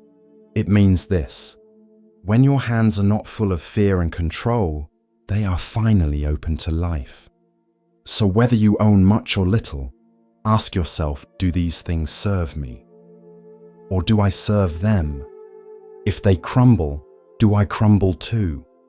Or am I the same presence, the same breath, the same open sky? Regardless, true wealth is not counted. It is felt. It is the spaciousness of a mind that can sit still beside a bowl, empty or full, and smile just the same. Be that kind of rich. As we drift deeper into the still waters of Zen, a quiet teaching begins to rise, one that speaks of clarity and of value not always seen. Listen gently now. The next story begins. It was night when the master pointed. The moon hung low over the monastery roof, pale and full, casting silver light across the silent garden. A group of monks stood beside him, robes drawn tight against the wind. The master raised his hand and extended one finger toward the sky. "See that?" he said. The students nodded. "The moon." He shook his head.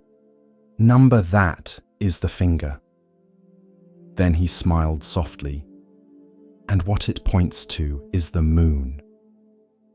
The monks stood still, unsure.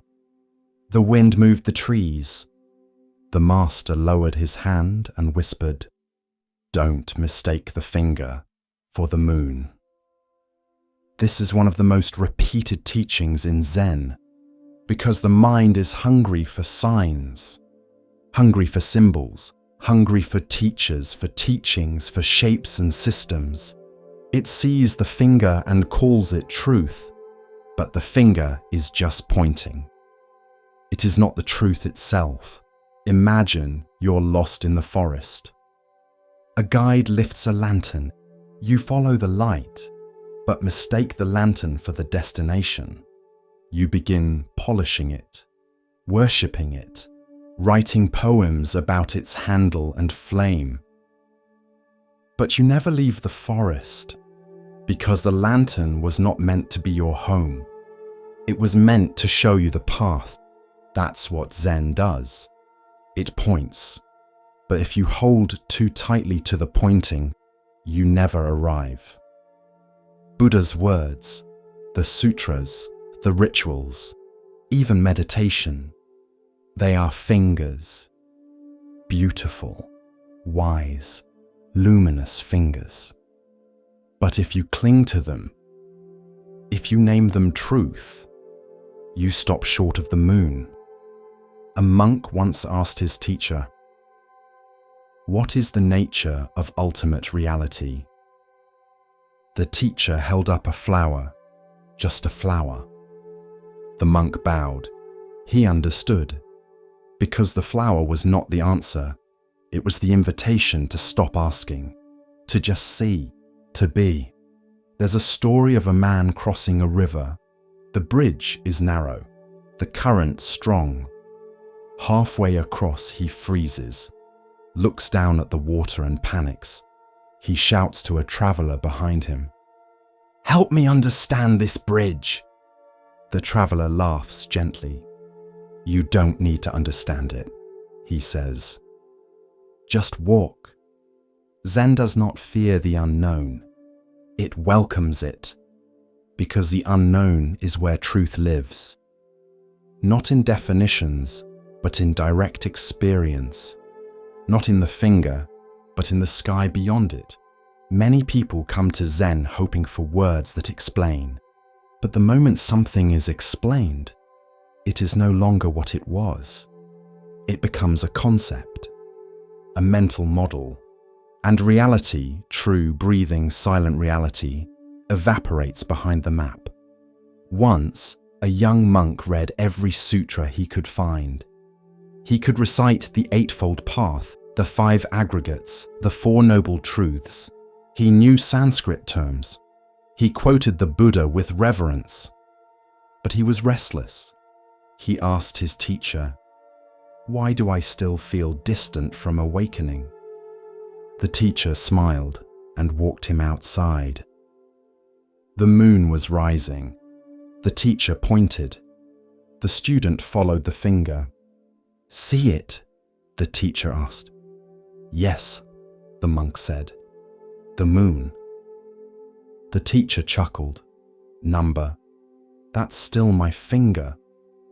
The monk blinked, and then, like a soft breeze over water, he understood. To point is not to possess. To teach is not to trap. Even the Buddha said, "My teachings are like a raft, meant to cross the river, not to carry on your back once you reach the shore." But many cling to the raft.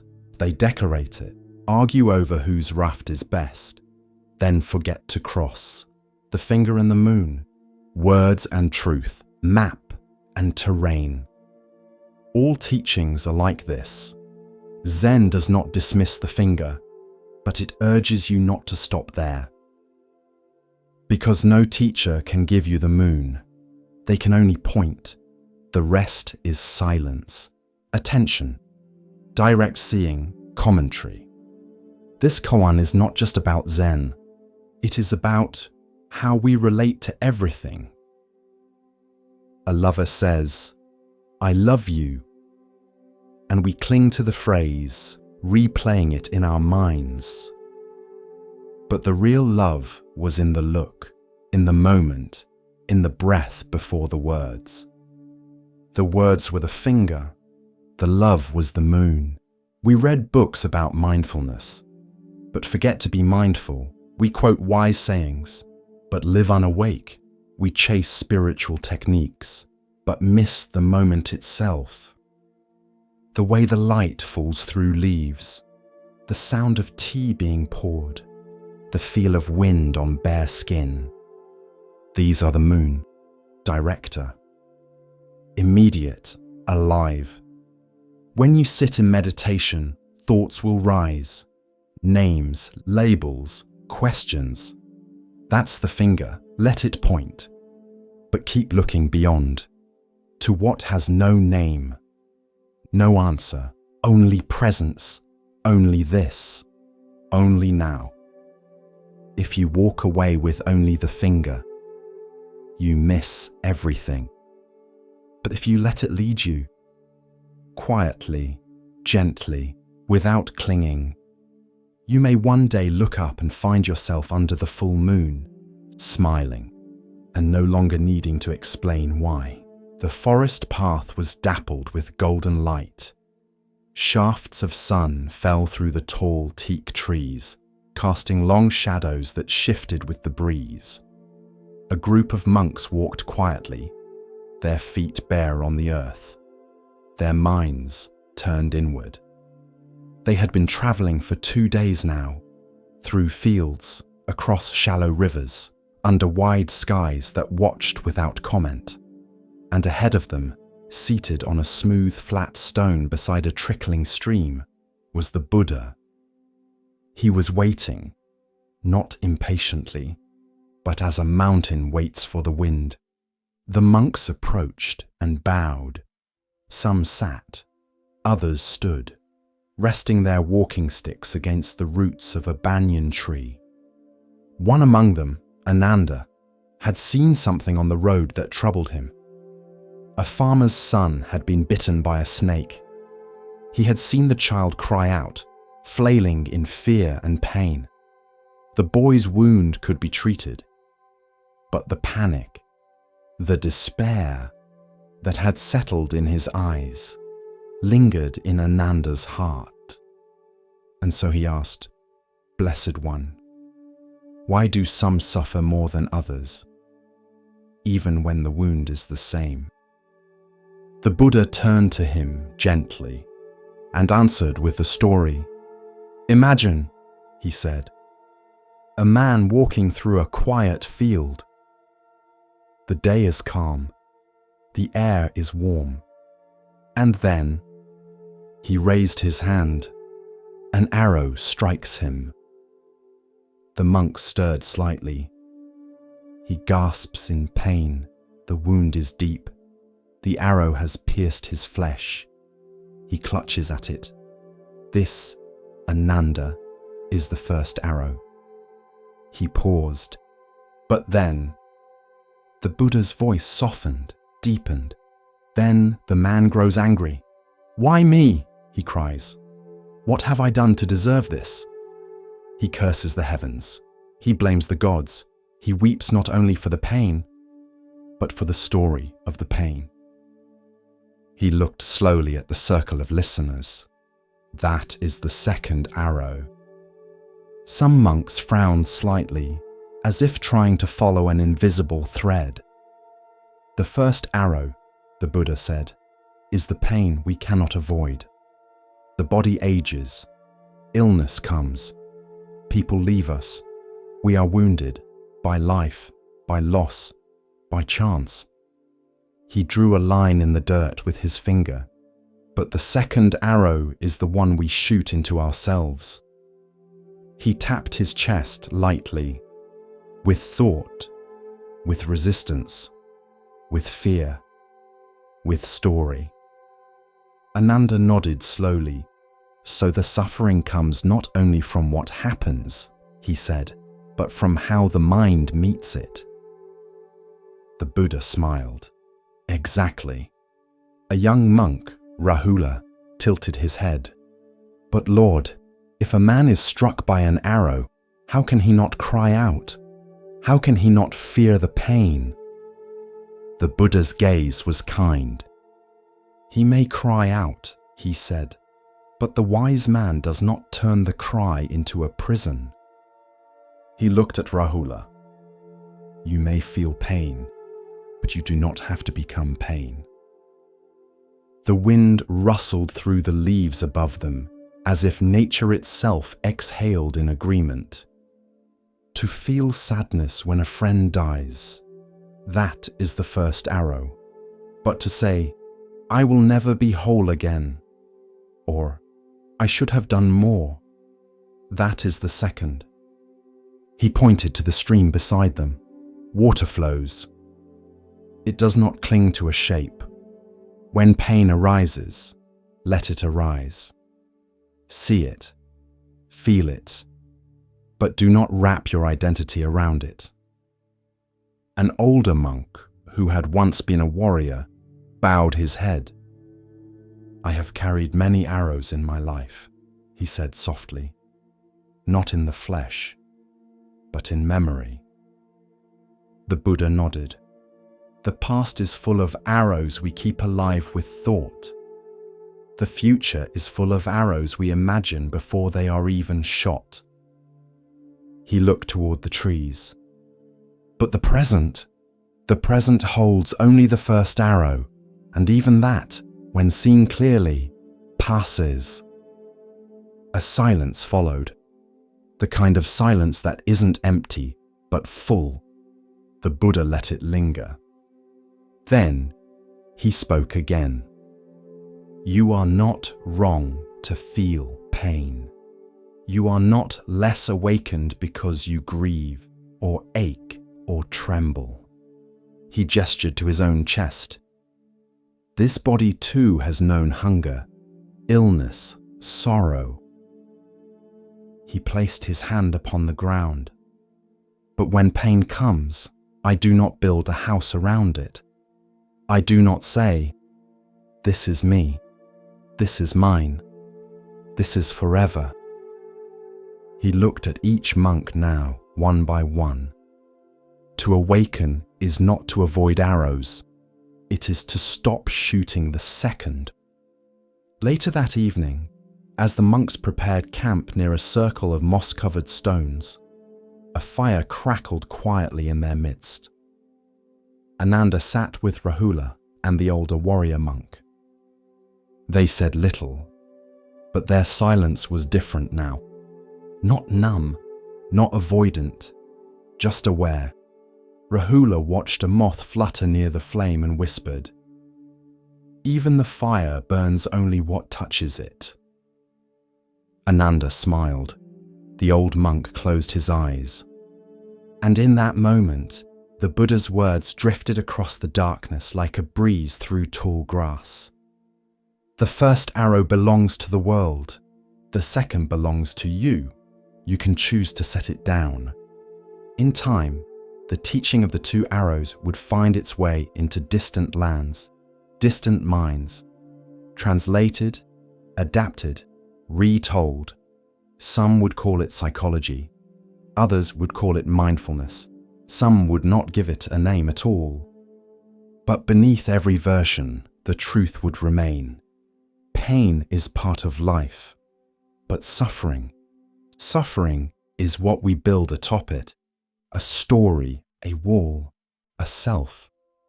But when we learn to pause, to see the first arrow for what it is, and let go of the second dash, then peace returns, quietly, naturally, like a wound that knows how to heal.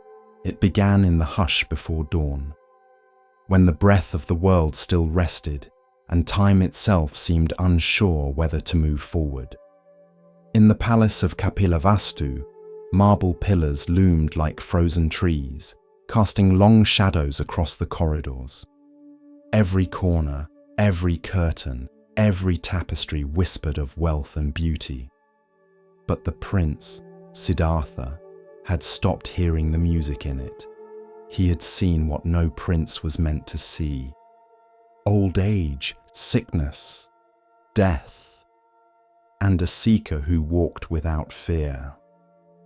In the days that followed the four sights, Siddhartha moved through the palace like a man carrying a secret too heavy to name.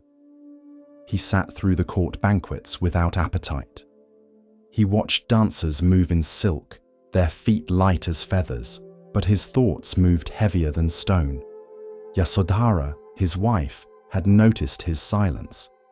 She placed her hand gently over his, but it trembled. Rahula, their newborn son, reached for him with tiny fingers, but Siddhartha's eyes filled with both love and sorrow. He did not lack affection, he lacked answers. That night the moon hung low and golden in the sky, a silent witness to the choice being made within royal walls. The city of Kapilavastu lay sleeping, its gates shut, its guards at rest, its people dreaming of festivals and fortunes. But inside Siddhartha's chamber, there was no sleep. He stood over his son's cradle, his gaze long and quiet. Rahula stirred, then stilled again. Siddhartha touched the boy's cheek, memorizing the softness. A father's heart broke quietly inside him. A part of him longed to stay, to watch this child grow, to hold Yasodhara as the years passed. But another part of him, the deeper part, knew that to truly love them, he had to leave.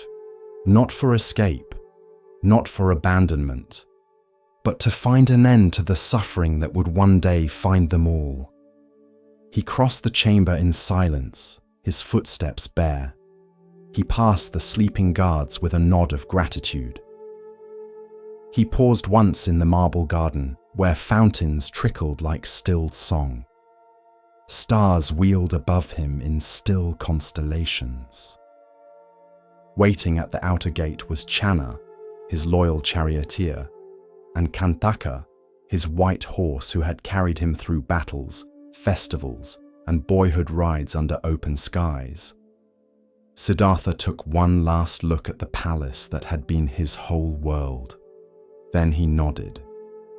No orders, no drums, no farewell speech, just stillness and the beginning of something eternal. Channa led them through side streets. Siddhartha's cloak billowed slightly in the breeze, though the air was warm. As they neared the city gates, it is said the gods themselves descended to still the sound of hooves and hinges. The gatekeeper slept on, unaware that the one who was born to inherit the throne was walking away from it forever. Miles passed beneath them, past farmlands and shrines, past temples and banyan trees, and as dawn neared, they reached the forest's edge. There, beneath a fig tree bathed in pale starlight, Siddhartha dismounted. He stepped away from the saddle and removed his crown. It was heavy, not in gold, but in memory.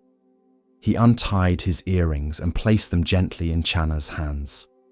Then, drawing his sword, he cut away his long, dark hair, symbol of his royalty, of his past.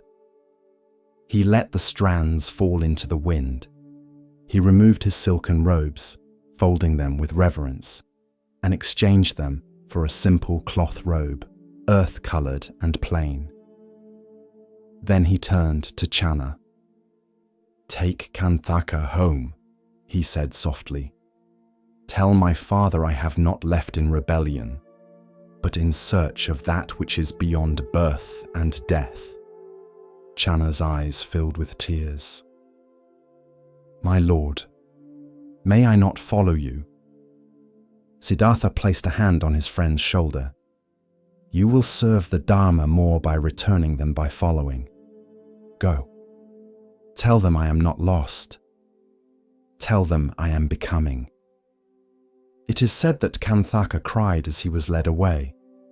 Some say the noble horse died of grief, his heart broken by parting.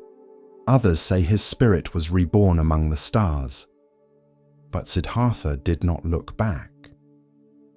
Barefoot, stripped of every title and comfort, he stepped into the forest.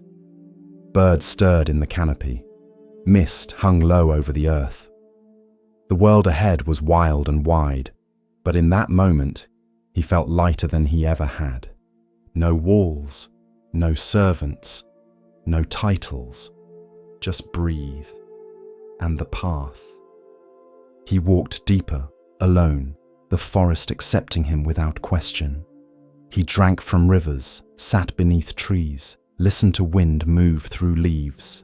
He began to study with sages and ascetics, learning from their fire rituals and their breath practices, their renunciations and their silences.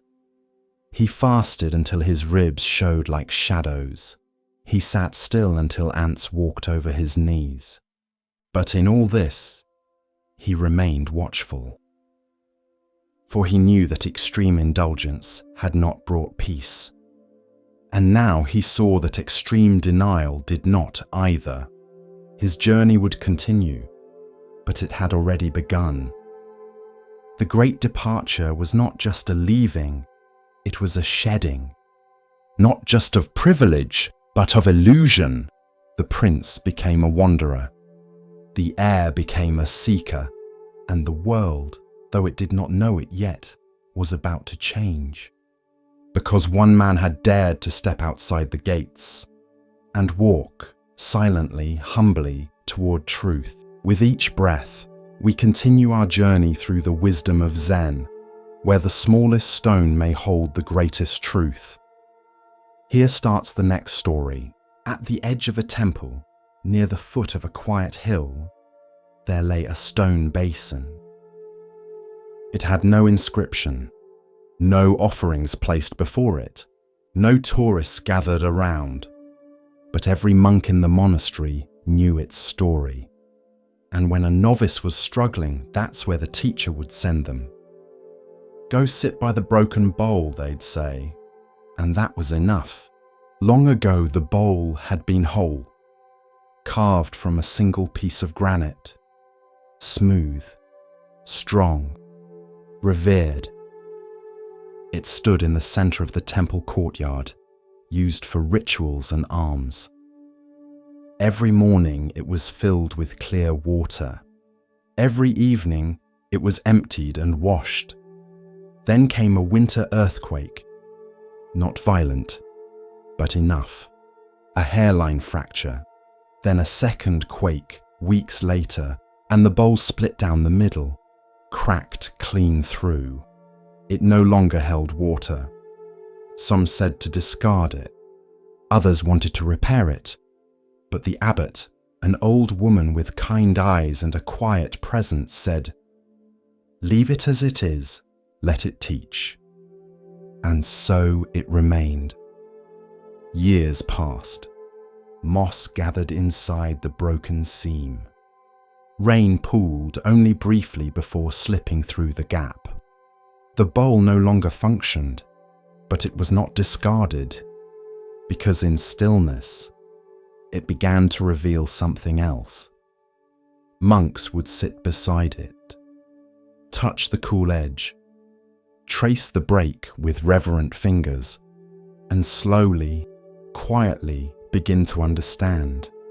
Wholeness does not mean unbroken. The world teaches us to fear breaking, to grieve what cannot be fixed, to measure our worth by our usefulness. But the Dharma invites a deeper seeing, a truth whispered by that silent stone. You are not what you hold. You are what you are. Even when you hold nothing at all. The broken bowl was no longer useful, but it was still itself, still stone, still shaped by care, still part of the temple. Its crack did not remove its belonging. One day, a monk sat beside it after losing his voice. He had been a teacher, a singer of chants. Now, silent, he felt useless, forgotten. Until the abbot brought him to the bowl and simply said, "It doesn't hold water, but it still holds truth." And then she bowed. This is the parable of function and form. So often, we confuse our value with our utility. We think, I can't do what I used to. I've lost my role. I am broken.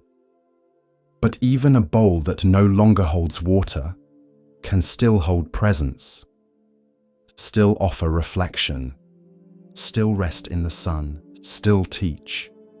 In Buddhism, there is a phrase, form is emptiness, and emptiness is form. It appears in the Heart Sutra, one of the most profound teachings. On the surface, it sounds like a riddle, but it points to this: what you are is not just your shape, and what breaks doesn't define what remains. Imagine your roles are bowls: parent, artist, teacher, helper, listener. When one cracks, you may feel like you've lost something essential, but you haven't lost you. You are still present, still capable of love, still part of the whole, just as the broken bowl is still part of the temple. One evening, a novice accidentally dropped a cup. It shattered. He looked up in fear, but the teacher only said, "It was already broken." The boy's eyes filled with confusion. The teacher continued, "Everything we use is already broken. We just don't see it yet, so we love it while we have it. And when it breaks, we bow, To live with this awareness is not to be gloomy. It is to be free, to care for things deeply, but not cling to them desperately. To understand that even in brokenness, there can be peace. Commentary. The broken bowl reminds us that identity is not function, that worth is not erased by loss, that something can be cracked and still belong, still matter, still offer presence. There is a time to serve, and there is a time to simply be, to be still, to be soft, to be a presence others can sit beside. Like the bowl, like the monk with no voice, like the abbot who teaches with silence. You are not just the things you do. You are not just the roles you fill. You are not just the tasks you complete. When those fall away, when something cracks, what's left? That's the real practice. That's the part of you that watches, that breathes, that remains. Sit beside your own cracked places, not to fix, but to witness. Let them speak. Let them soften you. Let them remind you that even broken things reflect the sky. Even a bowl that holds no water can hold the Dharma. The tree stood at the edge of the world. Its roots gripped the earth like memory. Its branches reached toward the sky like longing, and beneath it sat a man, still as a mountain, breathing, watching, waiting. His name had once been Siddhartha, but that name now lay behind him, like a robe folded and left at the forest's edge. He had left palaces, left hunger, left both indulgence and denial. And now, with the moon rising above the horizon and the world softening into dusk, he sat beneath the Bodhi tree, not in search, but in surrender. His legs were crossed, his hands rested lightly in his lap. The breath moved through him like wind through reeds, slow, even, empty of grasping. He had made a vow, though my skin withers, though my bones turn to dust, I will not rise from this seat until I see clearly, until I find the end of suffering. And so the night began. The stars emerged like scattered seeds across the dark. The forest exhaled. Animals stirred. The air cooled. Siddhartha's mind turned inward, like a lamp flame drawing into itself. He began to see, not with eyes, but with knowing. Visions came, clear, unforced, as if someone were whispering his past to him, life by life. He saw himself born in countless forms, as man, as woman, as child, as beast, as merchant, as slave, as prince, as pauper, each life blooming and withering, each desire rising and fading, each birth followed by loss. He saw himself die 1,000 deaths, not with fear, but with clarity, and for the first time he understood. The self is not fixed.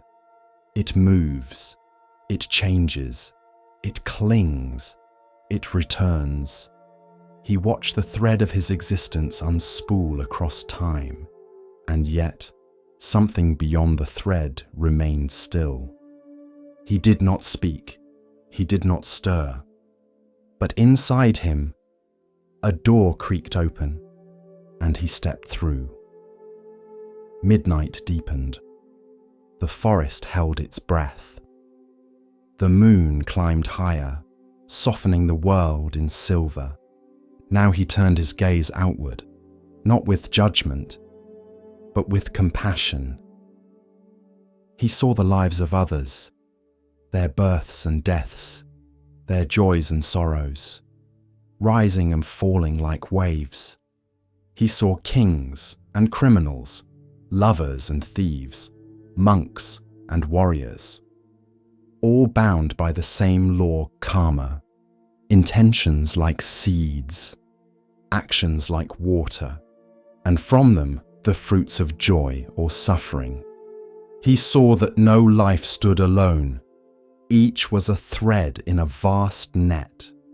Each thought, each choice, each word sent ripples outward, reaching far beyond the speaker, the thinker, the doer. He saw how hatred returned as hatred, how greed bore more hunger, how ignorance looped endlessly like a wheel spinning in sand. And he saw too how kindness softened sorrow, how generosity opened hearts, how truth, spoken gently, could shatter lifetimes of illusion.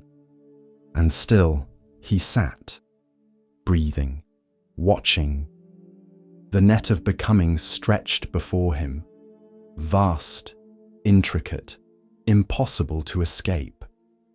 Unless one saw the threads for what they were, not chains, but illusions. He closed his eyes, and the world began to tremble. The deepest hour of night, not even owls cried now, not even leaves moved, and within him, the final door unlocked. He turned his mind to the cause of suffering. Why do we suffer? Why do we cling? Why do we fear? And the answer rose, not like thunder, but like morning, clear, simple, radiant. He saw it all in a single breath. Ignorance gives rise to craving. Craving gives rise to clinging. Clinging leads to becoming. Becoming to birth. Birth to sorrow, decay, and death. And so the wheel turns. Again and again. But he also saw how it could be stopped. Not with violence, not with denial, but with clarity. With the eightfold path. Like stepping stones across a great river. Right view, right intention, right speech, right action, right livelihood, right effort, right mindfulness, right concentration. He saw that suffering was not a punishment, nor a curse, nor a mystery. It was a path, and paths could be walked, and walked until they ended. And as the final shadow lifted from his mind, as the first bird stirred in the distant branches, it happened, not a flash, not a voice, not a miracle, but a knowing, a deep, still knowing. He had awoken. The sun crested the hills, slow and golden. The mist curled like incense through the trees. And Siddhartha, now the Buddha, opened his eyes. He looked out over the world, not with desire, not with fear, but with compassion so vast it had no name. He saw children born into love and hunger. He saw soldiers sharpening swords. He saw merchants counting coins. He saw mothers weeping over small graves. And he wept, not with sadness, but with tenderness, because they were all still sleeping, not foolish, not broken, just dreaming. He had been asleep once too, and now he was awake.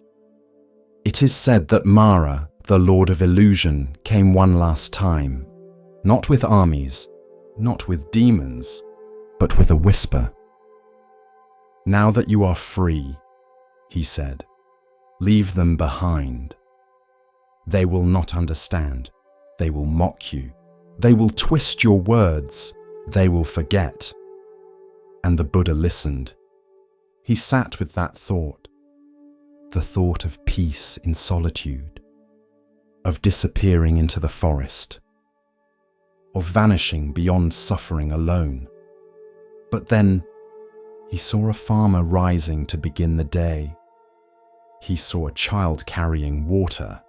He saw a girl humming a tune she did not know was ancient.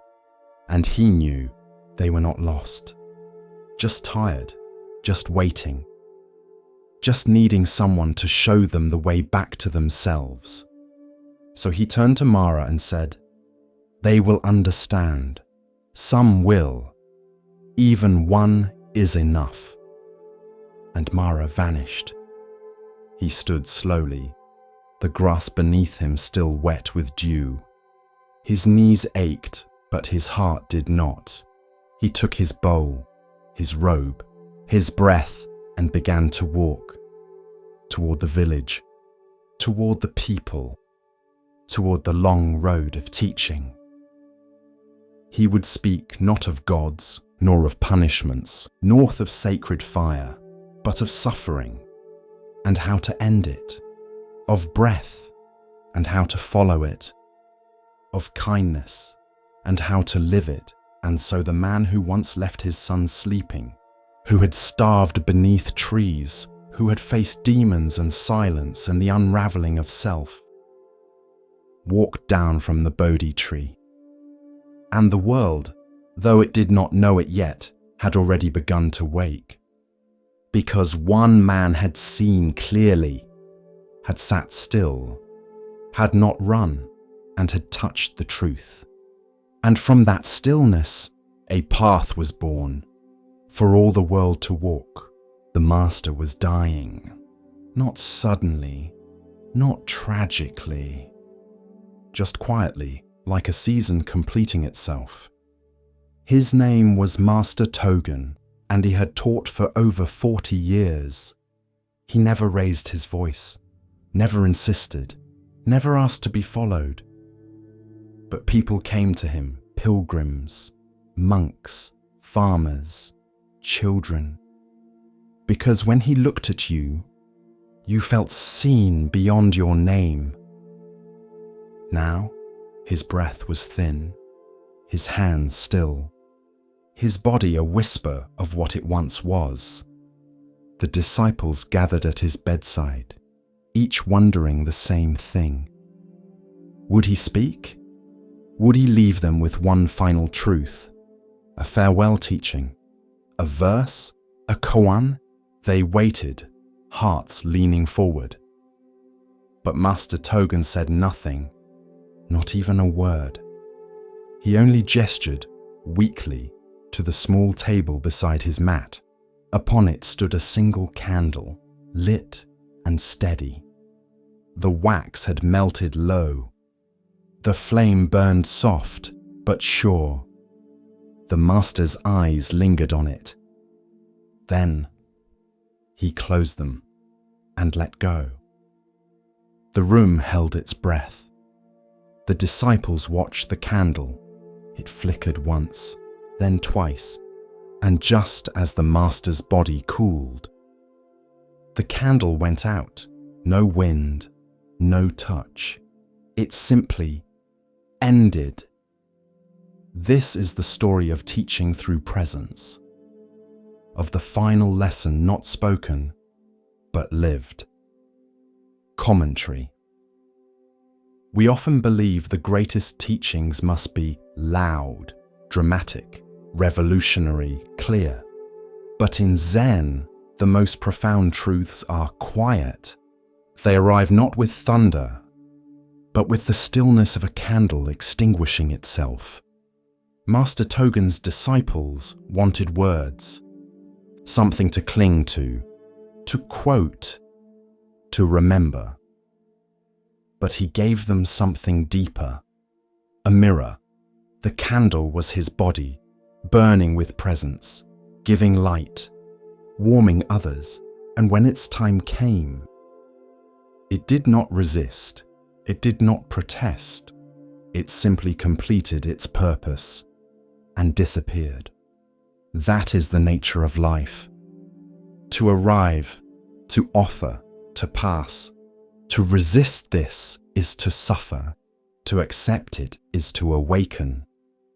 Some monks cried. Some stared at the floor. But one young disciple remained still, eyes on the wick. He bowed deeply and said, "I understand." The abbot later asked him, What did you understand? The young monk replied, Nothing lasts, but everything lights the way while it's here. We fear death, but what we fear more is the idea of being forgotten, of being meaningless. So we seek last words, final victories, something to prove we existed. But Master Togen left only a flame, because the point was not to be remembered. It was to burn fully while here.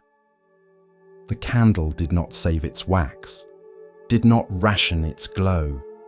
It gave everything, slowly, humbly, until there was nothing left to give. And then it bowed out. That was his teaching.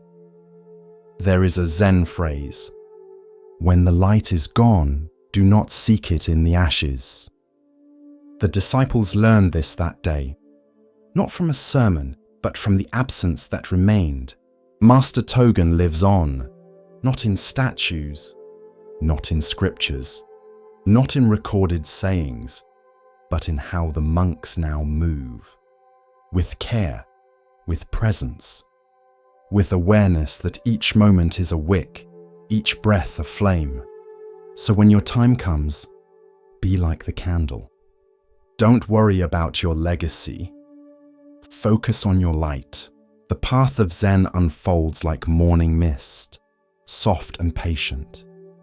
In this next tale, we are invited to see, beyond appearance, into essence. Listen carefully to the next story. The wind in Lumbini moved gently, like breath held between two worlds. It was spring, the trees were in bloom, and the sal branches swayed with the weight of 1,000 white blossoms, drifting like snow through sunlight. The grove itself had always been sacred, but on this day it held its breath, because something was about to happen. Queen Maya of Kapilavastu had travelled far. Her time was near, and by custom, she had chosen to give birth in her family's village. The journey had been long, but gentle. Attendants walked quietly beside her. The sky stayed clear, and the earth itself seemed to soften beneath their steps. When they reached Lumbini, Maya smiled. Here, the air was different, cooler, still. The light filtered through the trees in beams so soft they looked like silk. She stepped down from her carriage, removed her sandals, and walked barefoot into the grove. Birds did not flee. They simply paused. At the center of the grove stood a tall sal tree, wide-branched and flowering. She reached for a low branch and rested her hand upon it. She did not cry out. She did not tremble. She breathed. And there, beneath the trees upon the earth in silence, a child was born. He did not enter with a cry. He entered with awareness. His eyes opened wide, dark and deep like the night before rain. His skin was said to shine with a glow not of this world, and the breeze, once soft, began to stir the leaves as if to sing. Attendants rushed forward. The midwife covered her mouth. The sky turned golden for a breath, and legend says that the flowers on the sal tree bent low to witness. The child did not wait to be carried. He stood. He took 7 steps, and with each step, where his foot touched the ground, a lotus bloomed. Not imagined, not metaphor, but real. Petals unfurled beneath his heels.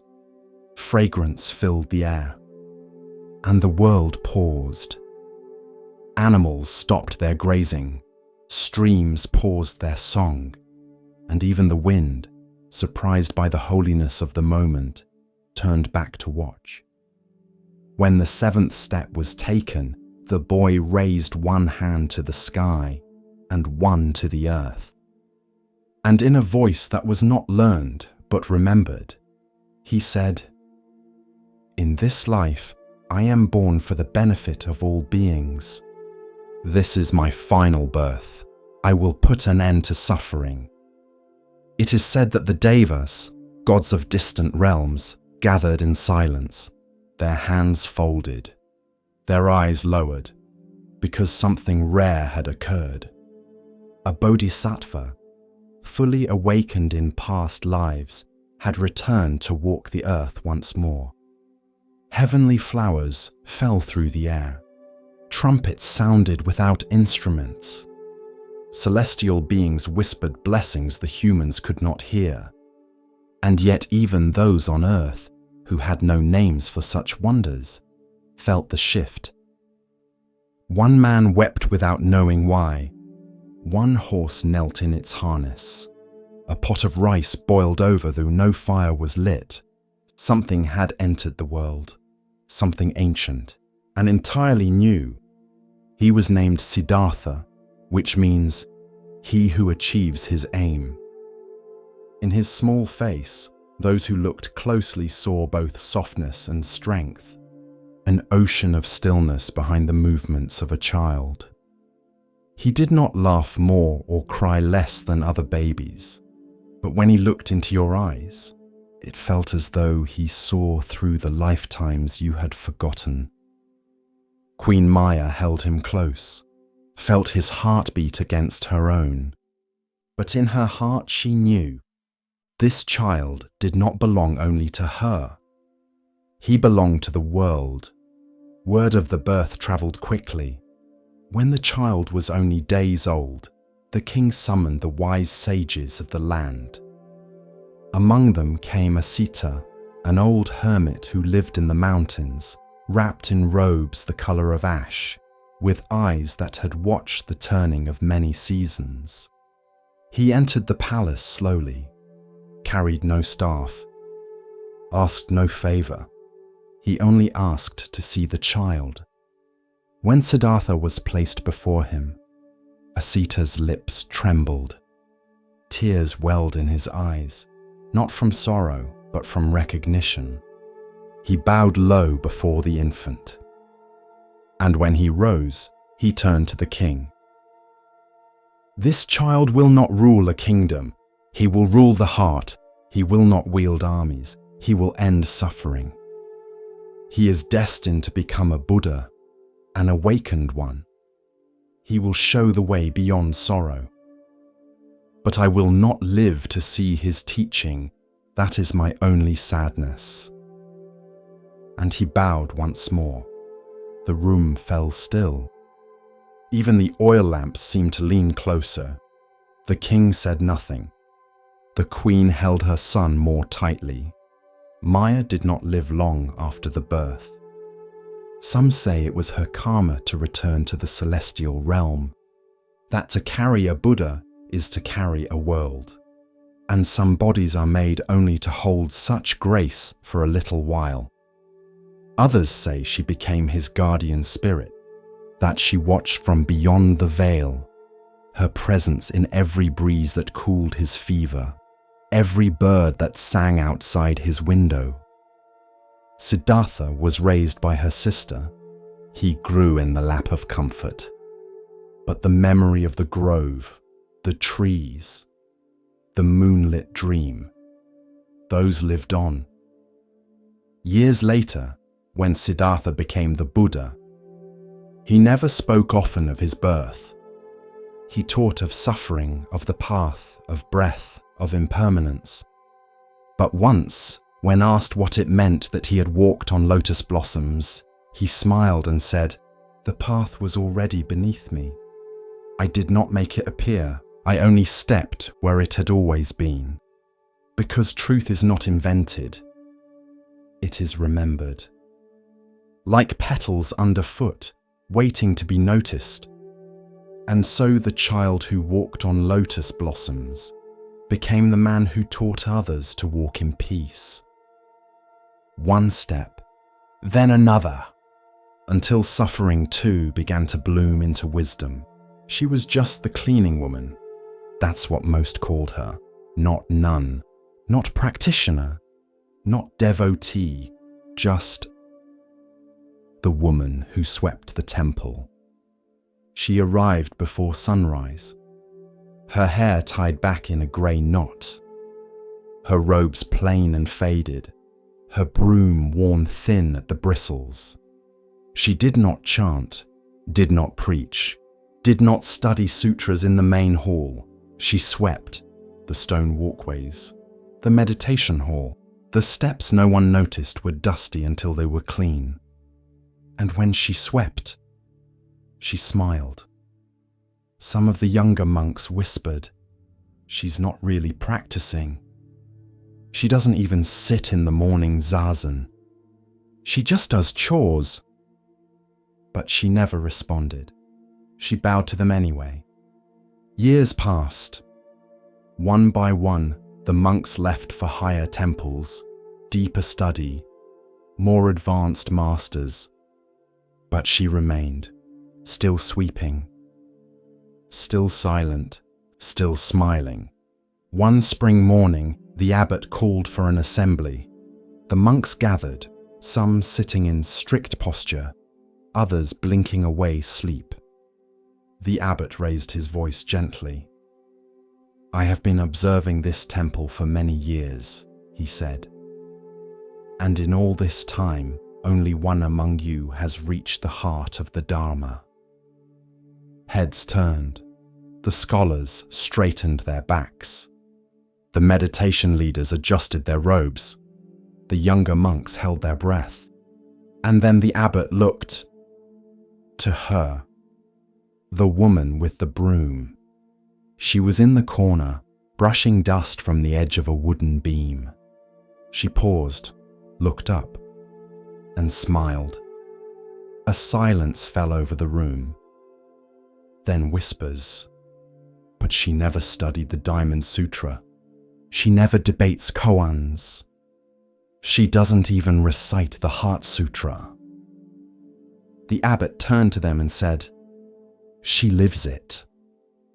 This is the story of embodied wisdom, the kind that doesn't speak loudly, but moves like breath through a humble act. Commentary. There is a great misunderstanding in spiritual life, that awakening comes only through texts, or teachers, or temples. But the Buddha taught in forests. He sat beneath trees. He pointed to rivers and mountains and empty bowls. He said, "The way is not in the sky, the way is in the heart." The woman who swept the temple did not need to talk about mindfulness. She was mindfulness. Every stroke of her broom was deliberate, every step a prayer, every breath a chant. She did not perform her devotion, she lived it. You can memorize every scripture and still miss the truth. You can quote the sutras and still live with bitterness. But you cannot sweep the floor with love for 30 years and not be changed. The Dharma is not performance. It is not approval. It is presence. Many monks seek truth like a prize. They strive. They compare. They seek recognition. But the woman who swept the temple had no audience, no ambition, only a broom, a path, and her attention. That is enough. That is more than enough. There's a Zen saying, "Before enlightenment, chop wood, carry water. After enlightenment, chop wood, carry water." Because the truth doesn't take you away from the world. It brings you deeper into it. It makes you pay attention.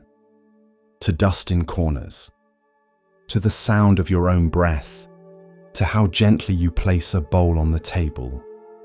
We live in a time of noise, of opinions, of spectacle, of credentials. But the Dharma whispers, sweep, breathe, smile, and mean it. That is enough. So wherever you are, whether folding laundry, washing dishes, answering emails, tying your child's shoes, Do it with all of you. Do it like the woman who swept the temple, and let the dust be your teacher too. A house stood at the edge of a quiet village. It wasn't grand. Its roof sagged a little. Its floorboards creaked, but the door was always open, and those who passed by often entered. One day, a traveller knocked. His shoulders were tight with worry, his breath short. He clutched his bag like it held every mistake he'd ever made. The host opened the door and smiled. "Come in," she said gently. "No judgment here, just tea and a place to rest." The next morning the traveller left, but soon another came, this time angry. Fists clenched, jaw locked. The host welcomed him too, showed him to a chair by the fire, listened to him shout, cry, fall silent, then gave him warm bread without asking why he was so upset. They kept coming. Joy danced through the garden one spring afternoon, barefoot and laughing. Grief followed days later, slow, grey, soaking wet from a sudden storm. Loneliness showed up in the middle of the night, shivering. Hope arrived unexpectedly, glowing faintly. Fear sometimes knocked twice in one day. Still, the host opened the door every time. One evening, a boy from the village asked, "Why'd you let them all in, even the scary ones?" The host looked at the boy and said, "Because this house is a guest house, and all emotions are guests. They arrive, they stay, they leave. None of them are me." This story comes from an old Sufi poem by Rumi, beloved also in Buddhist circles. It teaches what meditation often reveals. You are not your emotions. You are the one who notices them, who makes space, who lets them pass through. Anger is not wrong. It is a guest, sometimes loud, sometimes dangerous. But it comes bearing messages, and if you slam the door in its face, it breaks in through the window. Sadness is not weakness. It is a guest. It may rearrange the furniture for a while. It may lie on the couch for days. But eventually, it moves on, especially if you sit beside it instead of pretending it isn't there. Joy too is a guest. And though it's tempting to cling to joy and beg it to stay, even joy must leave. That's okay. You can welcome it again tomorrow. The problem is not the emotions. The suffering comes when we believe they are permanent, when we build whole identities around them. I am anxious. I am unlovable. I am angry. But you are not those things. You are the house. They are just visitors. There's a story of a monk who struggled with anxiety. He tried to push it away, ignore it, meditate it into silence. Nothing worked. Until one day, his teacher said, "Stop fighting the visitor. Invite it in, serve it tea, ask it why it came." The next time anxiety returned, the monk didn't resist. He noticed his breath tightening, his chest constricting, and he whispered, "Welcome, you're here again." He didn't like it, but he didn't hate it either. He watched it, listened to it, sat with it, and slowly it softened, and eventually it left. This is what it means to live as a guest house, to offer your presence, your kindness, your non-attachment to whatever arises. It does not mean you let the guests destroy the house. It means you don't mistake them for permanent residents. You set boundaries, but not walls. You show compassion, not control. You practice presence, not possession. Sometimes guests arrive unannounced. Sometimes they slam the door. Sometimes they cry in the middle of the night. That's okay. You breathe. You listen. You stay grounded in the structure of the house. The breath, the body, the awareness that is always home. Commentary. The guest house reminds us of the temporary nature of all emotions. Nothing stays forever, no matter how intense. And by opening the door instead of guarding it with fear or shame, we reclaim something powerful. Agency. Because when you welcome a feeling, you stop being its prisoner. To be the host is not to be passive. It is to be strong, grounded, compassionate enough to say, "This too belongs, but it will not stay forever, and it is not who I am." You are not broken for feeling grief. You are not failing because fear has returned. You are not weak for missing someone. You are alive, and the guest house of aliveness is open to all visitors, even the ones that make us uncomfortable. When you practice this kind of welcoming, something beautiful happens. You stop judging others for their emotions too. You recognize their guests. You become safer, more compassionate, more real, because you've sat with your own visitors. And you know what it means to offer space. So tonight, when something arrives, a pang in your chest, a wave of sadness, a flicker of joy, pause, breathe, and ask gently, "What do you need? You're welcome here. For now." Then let it pass, let it teach you, let it leave, and return to silence. In the hush of understanding, Zen offers us another glimpse of what it means to recognize worth not by weight or shine, but by presence. Here starts the next story. He never spoke a word, not to the monks, not to the villagers, not even when invited to tea by the abbot himself. He simply bowed and walked and bowed again. They called him the silent pilgrim. He had no belongings except a small cloth bag and thick wooden sandals worn smooth from years on the road. His face was weathered by wind and sun. His back slightly bent, not from age, but from reverence. Because every third step, he stopped, placed his palms together, and bowed to the earth. Step, step, bow, step, step, bow.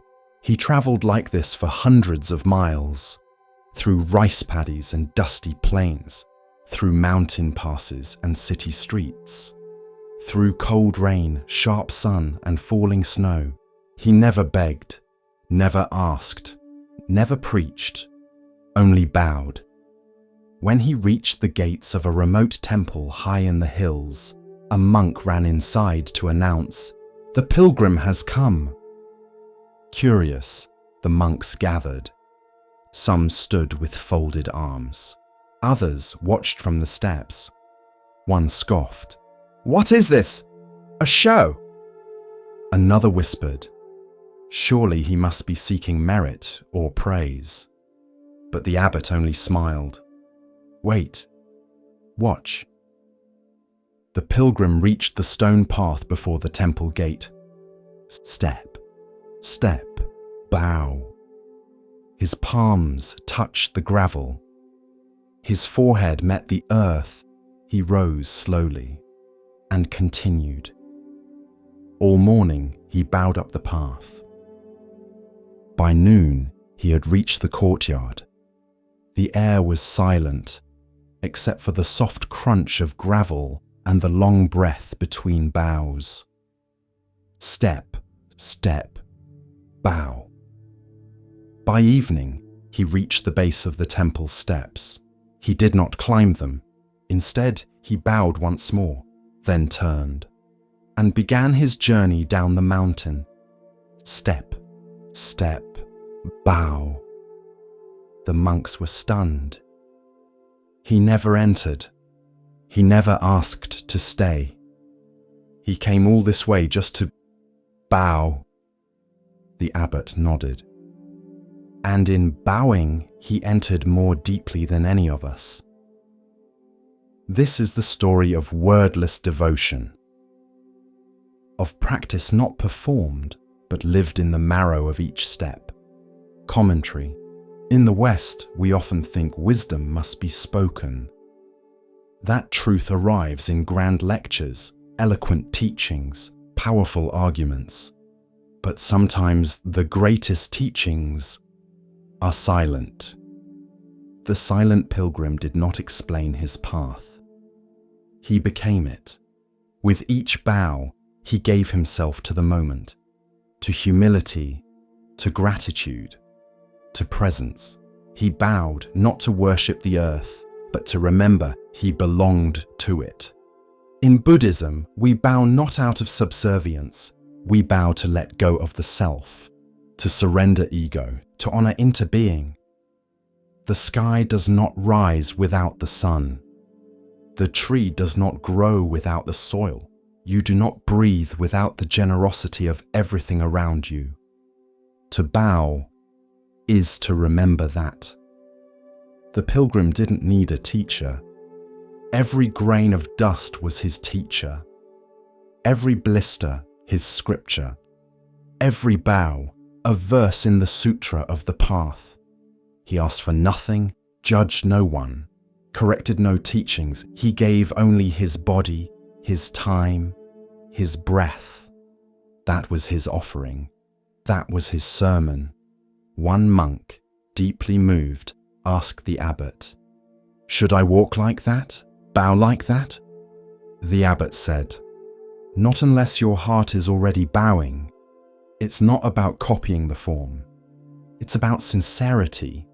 Some bow with their bodies and judge with their minds. Others bow with their actions and remain upright inside. But true bowing begins within.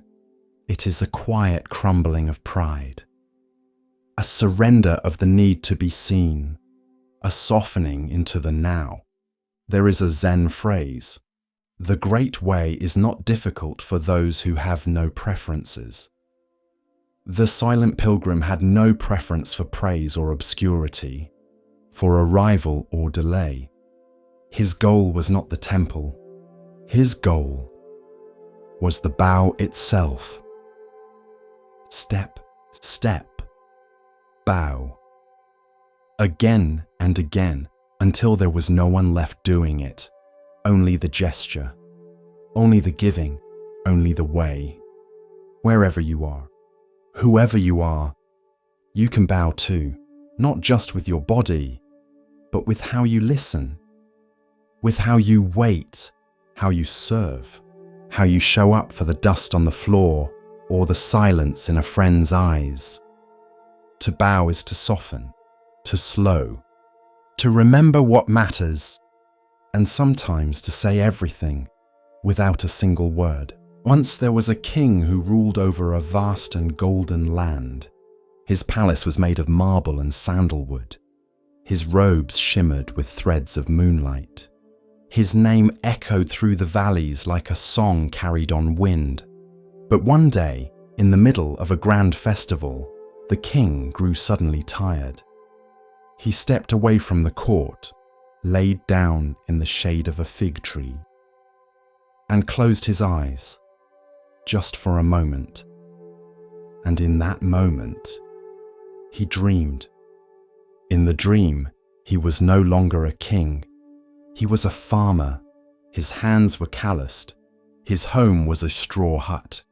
He tilled the soil each morning, worked through sweat and storm, and fell asleep beside a dying lantern. Years passed in this dream. He married, had children, lost crops, buried a son. He aged, sickened, and finally lay dying in his dream bed of straw, holding his daughter's hand. As he drew his last breath, he awoke, back under the fig tree, back in silk, back in the sound of distant music from the palace. No time had passed. Only the blink of an eye, he sat up and wept. This is the story of samsara, the cycle of birth, death, and illusion. Commentary. The Buddha once said, "This world is a dream, a bubble, a shadow. See it as such." But it does not mean the world is meaningless. It means that clinging to the dream, believing it is the whole of reality, is what causes suffering. The king's dream felt real. He loved, he cried, he endured, and yet it was only a flicker in his mind. When he awoke, he was still himself, still whole, still the same awareness, only now, clearer. So too with rebirth. You are born into a form, live a life, gather names, habits, memories, and when that form ends, the awareness that knew it does not die. It simply moves, like a dreamer waking into another dream. Samsara is not a punishment. It is a lesson, a series of dreams to awaken from. Not by denying them, but by seeing through them. When the king returned to court, he no longer ruled with pride. He ruled with humility, with tenderness, as one who knew that even a crown is made of the same dust as a farmer's hoe. He often sat under that same fig tree in silence. When people asked why, he would only say, "That is where I remembered." One day, he invited monks to his court. Among them was a sage known for his stillness. The king asked him, "How do I know which world is the dream and which is true?" The monk replied with a smile, "Ask the one who is watching them both." Who is that? The witness, the awareness, the one who saw the king dreaming of the farmer, the one who sees you dreaming this life. It is not your name, not your face, not even your memories. It is that which knows, always watching, always here, even as the dream changes. This is the mind beyond mind, the unshaken center, the part of you that does not sleep, even when the body rests. The Buddha's teachings do not try to wake you with alarm bells. They whisper. They let you walk the path until one day, under a tree or beside a river or in a quiet moment between breaths, you see it for yourself. This is a dream. And yet, I am real. The king died many years later, not in fear, but as one who knew how dreams begin and end. He left behind a poem carved into the fig tree. When I was awake, I thought I ruled. When I slept, I thought I served. Now I know I am neither. I am the dreamer and the waking. So when the world feels heavy or the illusion too thick, sit quietly. Breathe and ask yourself, what part of me is watching this? Not to escape the dream, but to wake kindly inside it. It was a quiet station. Old stone, metal benches, pigeons pacing like monks in mourning robes. The arrivals board flickered. The loudspeaker crackled, and trains came and went, their breath hissing across the platform like tired beasts. Every day just before noon, an old man would arrive. He wore a flat cap, pressed slacks, a wool coat that had seen better winters. He never boarded. He never greeted anyone. He simply sat. Same bench, same hour, same stillness. At first, people thought he was waiting for someone. A son, a daughter, a wife who might never arrive. They glanced at him with quiet sympathy or soft dismissal, but the days passed, then weeks, and he was always there, alone, unbothered, still. One day, a young woman sat beside him. She was holding a phone in one hand, tapping constantly, half listening to music in the other ear. She kept checking the time, fidgeting, breathing shallow. The old man looked out at the tracks, unmoving. After a while, she said, almost without looking, "Who are you waiting for?" He smiled. "Nothing." She blinked. "Then why are you here?" He paused, then nodded toward the platform. To wait. This is the story of presence, of sitting in stillness with no outcome, no expectation, and no rush. Commentary. The world runs on arrival. We hurry to meetings, chase after goals, measure our worth by progress, but in the Dharma, there is no arrival, only presence. The old man wasn't avoiding life. He was stepping into it, minute by minute, footstep by breath, like a bell that rings just once, not to announce anything, but because it can. At first, the young woman scoffed. She muttered, "That's kind of pointless." The old man nodded. Yes, and peaceful. She paused, looked at him fully for the first time. There was something settled in his face, not detached, just done chasing. He didn't ask her what she did for work, didn't comment on the news, didn't offer advice. He just sat and breathed. The train came. She didn't get on. Instead, she silenced her music, turned off her phone, sat beside him. They shared the silence for half an hour. It was the first silence she'd had in weeks. The Buddha once said, "Better than 1,000 hollow words is one word that brings peace." The old man said none, and yet peace lingered around him like perfume.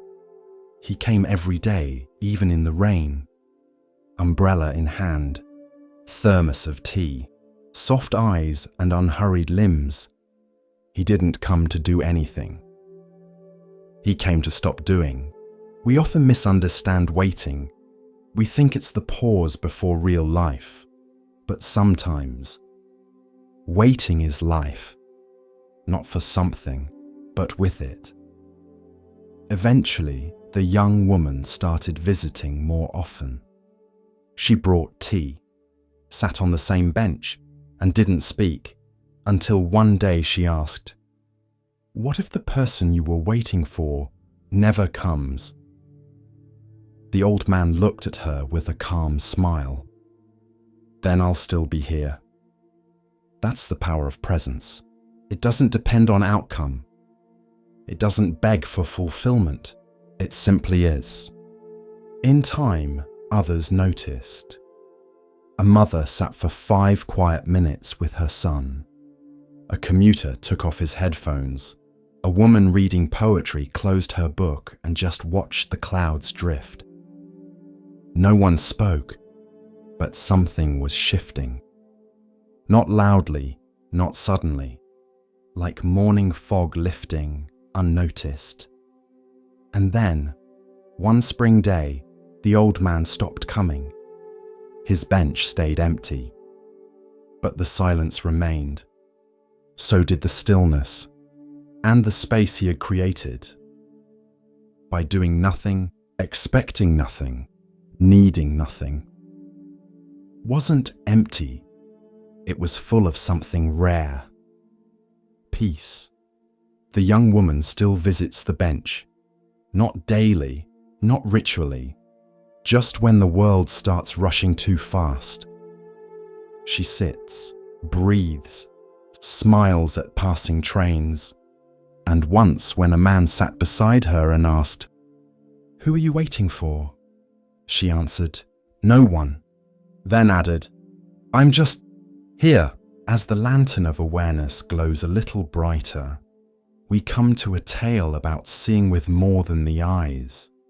Let the stillness guide you now, and listen carefully to the next story.